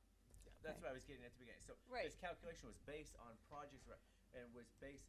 I mean, I hate to say a bill of sale. I mean, this was the goods that we said, hey, I'm saying we, several years ago said this is what we need. I do, but I also see that our town, we have the same certain things. We have coffee shops, we have Mexican restaurants, and we have gas stations. And that's what we have. I mean, and I think for small businesses, this is a huge impact, that we're just not going to grow and get variety if we don't find a way to get those first-time starters into our town. And to jump, I mean, from 10 times what it was, like, that's a huge amount for somebody who's trying to do what's right in a small business. Now, do I think it needs to impact if a Costco wanted to come to town? No. But I think for a small business, like, there needs to be some grace. And I don't think we're doing that by saying just give them 18 months while they're not even off the ground. Can't So they do a study that shows the impact is less than what it's going to be, and get a reduction that way? They could. So hold on a sec. Come on up. Come on to the mic. Thank you for being part of the conversation. I certainly wasn't planning on coming up here this evening, but some questions came up, so. Yeah, absolutely. So I'm just wondering, on this impact fee, you said it's only been in effect for 3 or 4 years? No. It's been Okay. there. So a couple of years ago, there was the study was redone as far as the projects needing for the city and what the future projected amount was needed. So in 2023, that's where, when Travis was showing those numbers that showed the 80, 90, 100%. So in 2023, though, that incline was passed by the city council. Okay. So this fee, is it reoccurring, or how does that work? So it's a one-time with that piece of project, piece of property. So for example, these gentlemen here, they build this building out, they pay the $250,000 in transportation impact fees. Okay. And let's say that business is booming and they want to expand. And it's going to now. They would pay additional impact fees because there would be additional trips there, because they would be building out. Just like, if you have, for example, if you had Walmart has a number of trips, and then all of a sudden they sold out and Costco moved in there. Costco would have more trips, so then Costco would be paying more. So it really is attached to the business that is there. Okay. And then you look and say how much has already been paid for that. For that, okay. Correct. All right, okay, that was it, thank you. Absolutely. Thank you. I was just gonna say that we can't just do it for small businesses wanting to, if we're gonna do it, we have to do it. We have to do it one way or the other. I know. Yeah. I mean, And I'm pro-business. I really am, and well, I'm, we gotta pay to fix these roads up, and that's the only way well, to do it. it's not gonna fix the regular roads up. No, but it's It's, gonna, you're talking only new development. So hold on a second. So I'm gonna, Riley has something that he wants to address here, and then I've got Commissioner Rader, and then I've got another individual in the back. So, Yeah, I would just like to point out, I do feel for small businesses who are coming in the community. But these impact fees also are incorporate a lot of other development that we have in the queue. You know, I think we've all been on North Pekin and seen what that road looks like. We have a development that's looking to go on to North Pekin that would take care of the road issues on North Pekin in lieu of credits for traffic impact fees. Exit 21, Safe Routes to School, all these projects are paid for in lieu of traffic impact fees. Exit 22, we have a development in the queue looking to develop out in that area that would have to address the 95% capacity that Exit 22 is currently in and would have to address those issues. So these impact fees not only help sidewalks, safe routes to school, but they also address current issues that we have in the community.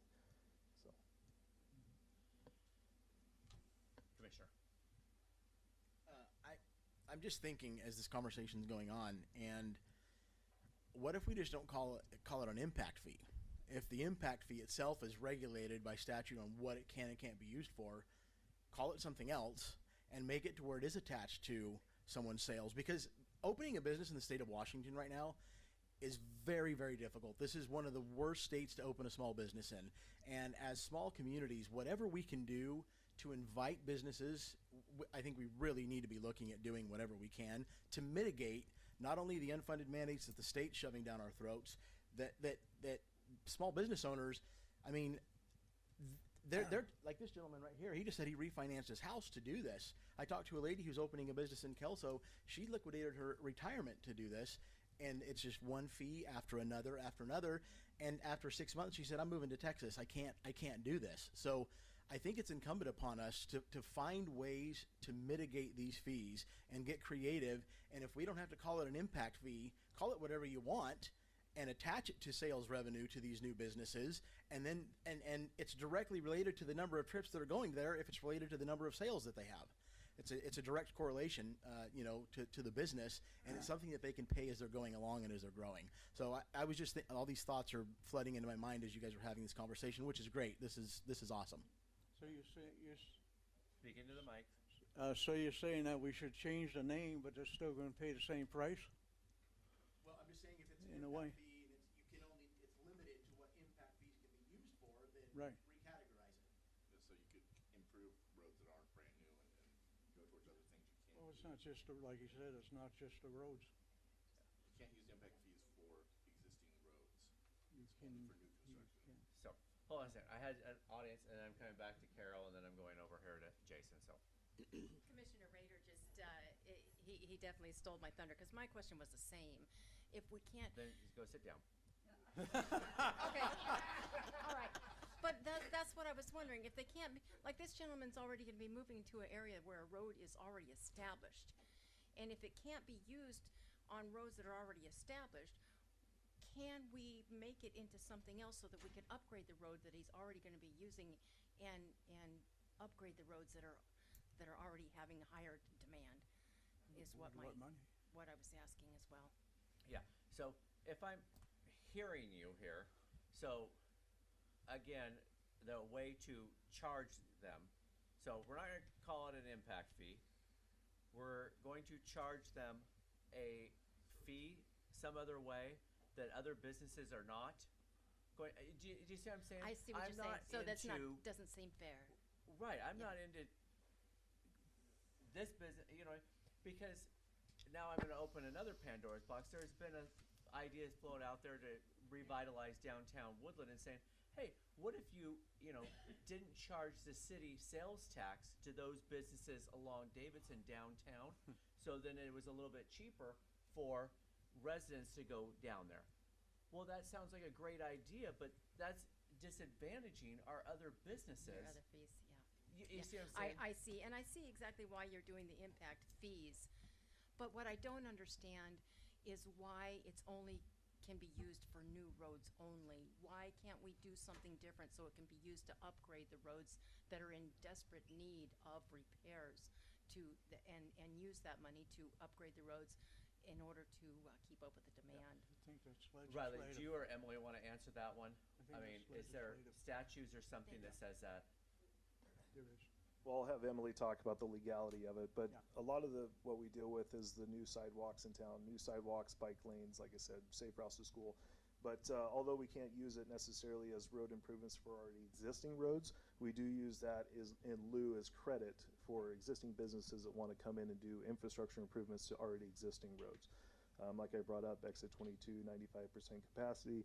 North Pekin is kind of in disrepair right now, and we have developers looking to do repairs on those roads in lieu of impact fees. Yeah, So they hire a contractor that goes and does that work in lieu of. Yeah, so we have large businesses right now that are looking at millions of dollars in impact fees that we would potentially be losing out on. So just kind of keep that in mind. So Emily, did you want to touch on that? Anything further that Riley hadn't? Yeah, I couldn't hear everything that Riley said, but essentially the impact fees and why we can't use them for current issues is that the growth that's already happened, that is the city's responsibility to maintain, and there are funding mechanisms for that. So let's say there's let's say the road that is going to this new business, it really needs to be it's got potholes and it's hard to get down and everything. The city couldn't use the impact fees to fix the road necessarily, but if because of the amount of trips that it was going to be generating, a new lane needed to be added or something, the impact fees could be used to accommodate that, and in turn would kind of fix what was going on there. But impact fees are future looking rather than past looking, and so they need to be used to it's the saying that growth has to pay for growth, so it has to kind of continually use that funds to pay for what's anticipated, not what the kind of damage has already been done to the system, as there are other funding mechanisms for that. Okay. The sad thing about impact fees, right, is that you Come on up here, Zach. It's the sad reality about impact fees is you pay them, and they don't actually go towards the impacts that you're creating in your area, right? Could be anywhere within. Could be anywhere. Yeah. Right. So Gehrig, right, is where the piece of property is. There's all kinds of projects and things that could be done along that road, right? So if we're going to pay impact fees, right, it'd be nice if the impact fees that you pay are going towards helping the transportation to get to your business, right? Whereas it's the sad reality of an impact fee, especially traffic. It's not going to go to your area. Yeah, absolutely. Agreed. Ms. Rounds. In my opinion, a business is more important once it's here for long term, because you're going to collect revenue off of that business rather than the impact fees to start with, in my opinion. Mr. Friend. So just maybe a question, maybe, I don't know, Riley or maybe Emily. Can the impact fee, if we were to go the holiday route, which I know was advised against, can you distinguish by type of business that you're giving the holiday to? So let's say we wanted to entice, I don't know, you needed a golf course that you could. If you're going to do one business within commercial, it's all commercial. Okay. It's not. It's sort of like we can't pick and choose what businesses are coming into Woodland if they, conform to our permits and our zoning. But you could say only for commercial or only for residential. You could distinguish that way. Correct. And the amount, we could change the amount whatever we want. There's no guideline. So to change the amount, again, it's part of a study, and we have ordinances that are based on these projects here. So Emily, correct me if I'm wrong, we can't arbitrarily say instead of charging $6,900, we're gonna go charge $200 today.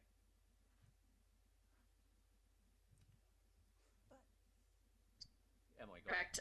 So it has to be based on, it's usually based on either your transportation improvement plan, which is a 6-year plan of what your kind of projects are going to be doing, or your comprehensive plan of other projects that are going to be coming up, and what the collective cost of that is then divided up amongst the new growth that is going to necessitate those. So you have to have some basis, otherwise courts are going to find it's called arbitrary and capricious reasoning. And while councils generally have fairly broad legislative authority to decide policy, the courts do define anything that's arbitrary as something that they will overturn. So unless you have a record that you can base it off of as to why, so that's why you can do the holidays. You can say, well, we're gonna, not have these for a certain period of time, or we're gonna defer it for a certain period of time for these particular circumstances. But we are limited to what state statute has given us as far as those deferrals or waivers. Got it. Okay. Can we limit the number of businesses we gave a holiday to? Like, can we say up to 4 businesses during this period of time and then remove the holiday? Emily?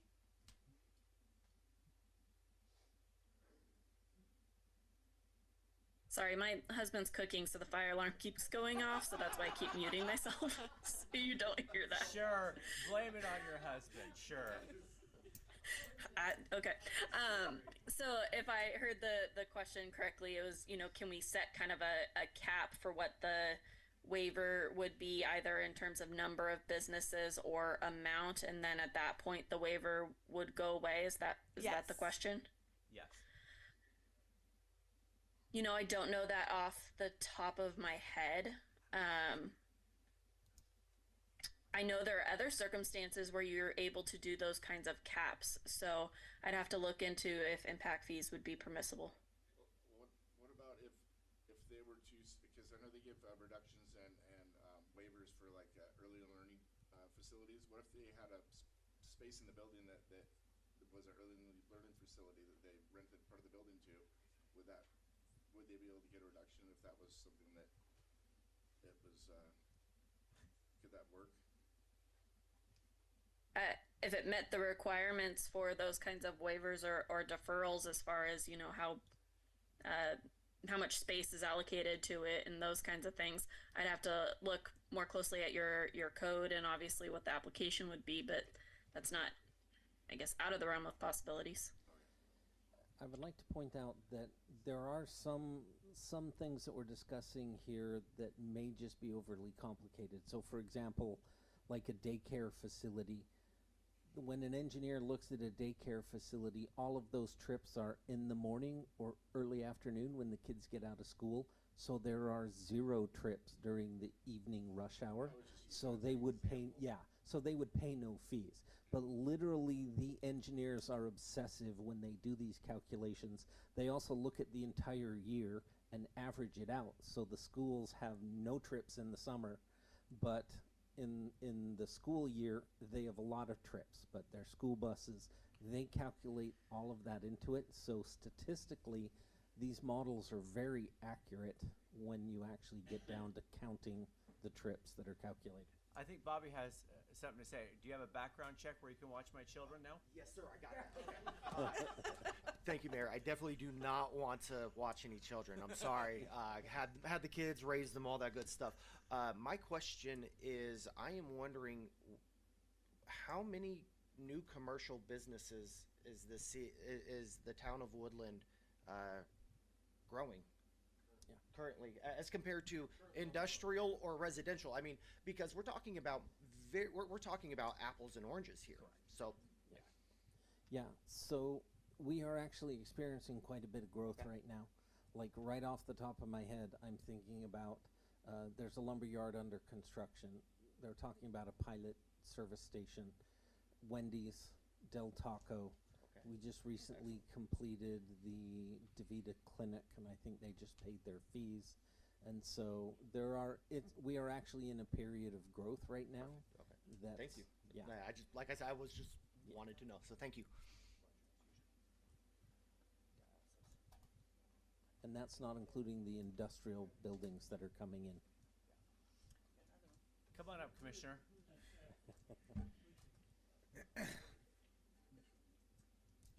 If I'm understanding this correctly, these things sound like all speculative fees because it's all based on, we're going to collect it today and maybe spend it tomorrow if the growth is there.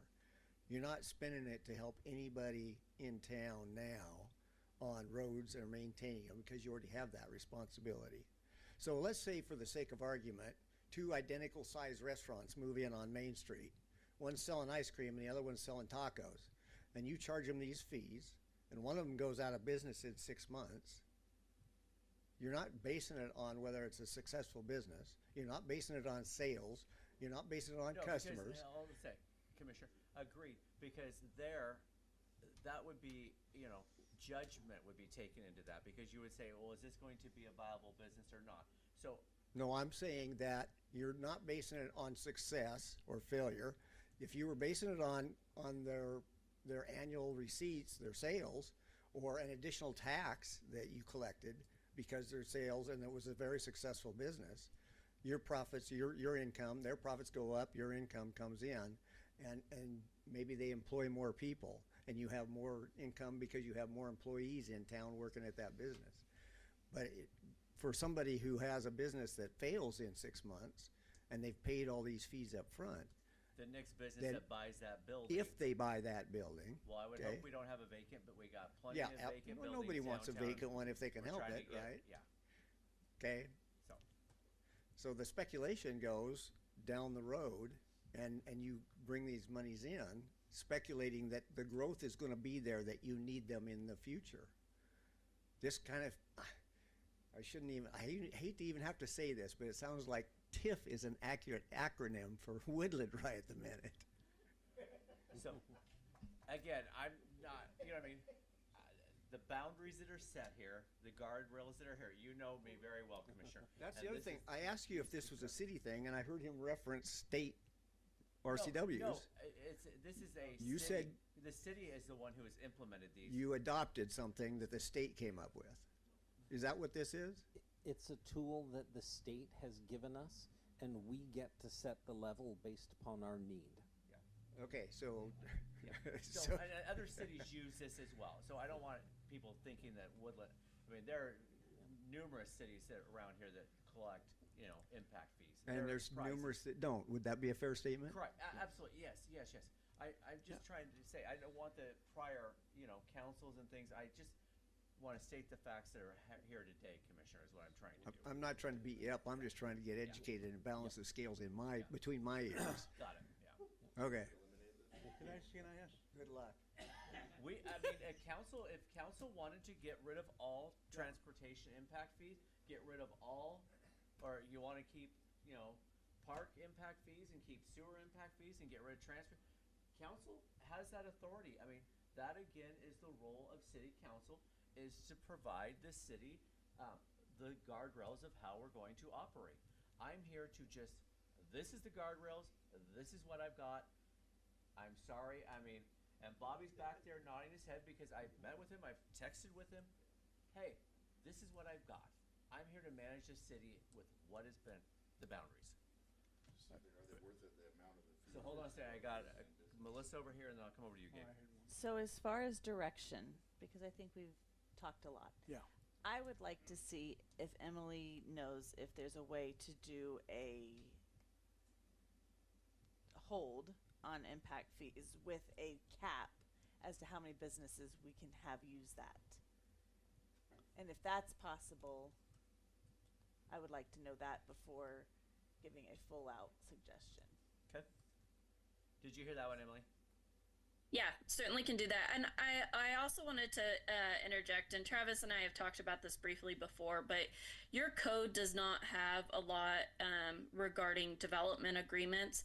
And so development agreements can address a variety of things that council can kind of set the parameters. So not necessarily for impact fees, although those can be included in development agreements, but it can also, for these types of things that are a little bit more restrictive, it can provide some other guardrails. So maybe we can't, and I don't know how much this would apply to the current proposal, but something for council to be mindful of for the future is it could be something to, oh, we couldn't waive these types of impact fees, but there are these other portions of the code that we can alter or amend or defer to kind of ease that burden for some of the things that we can't.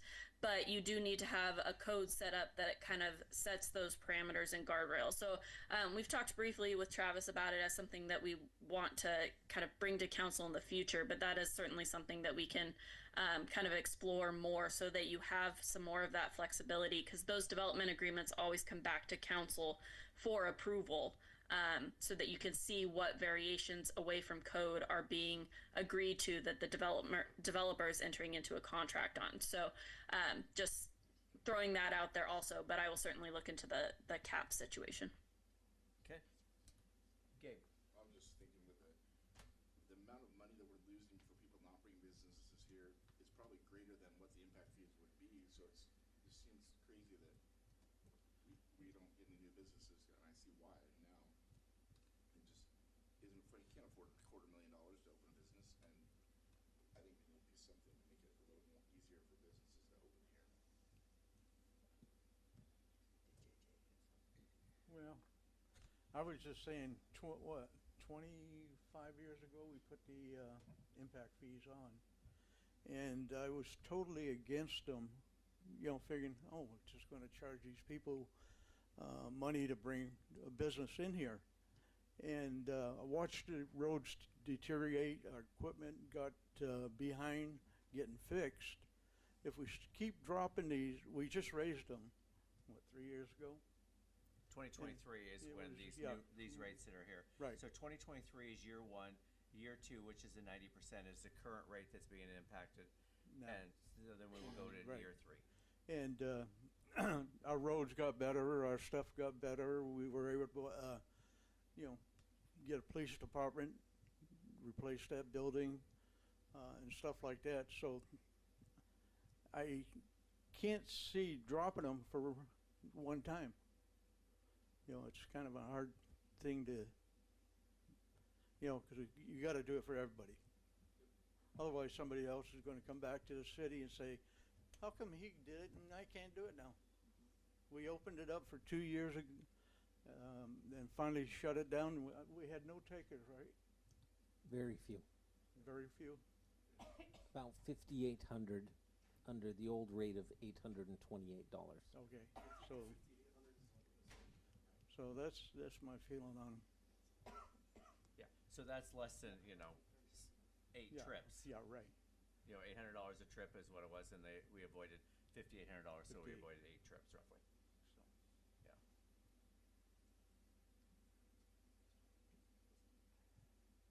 Let me make an observation here.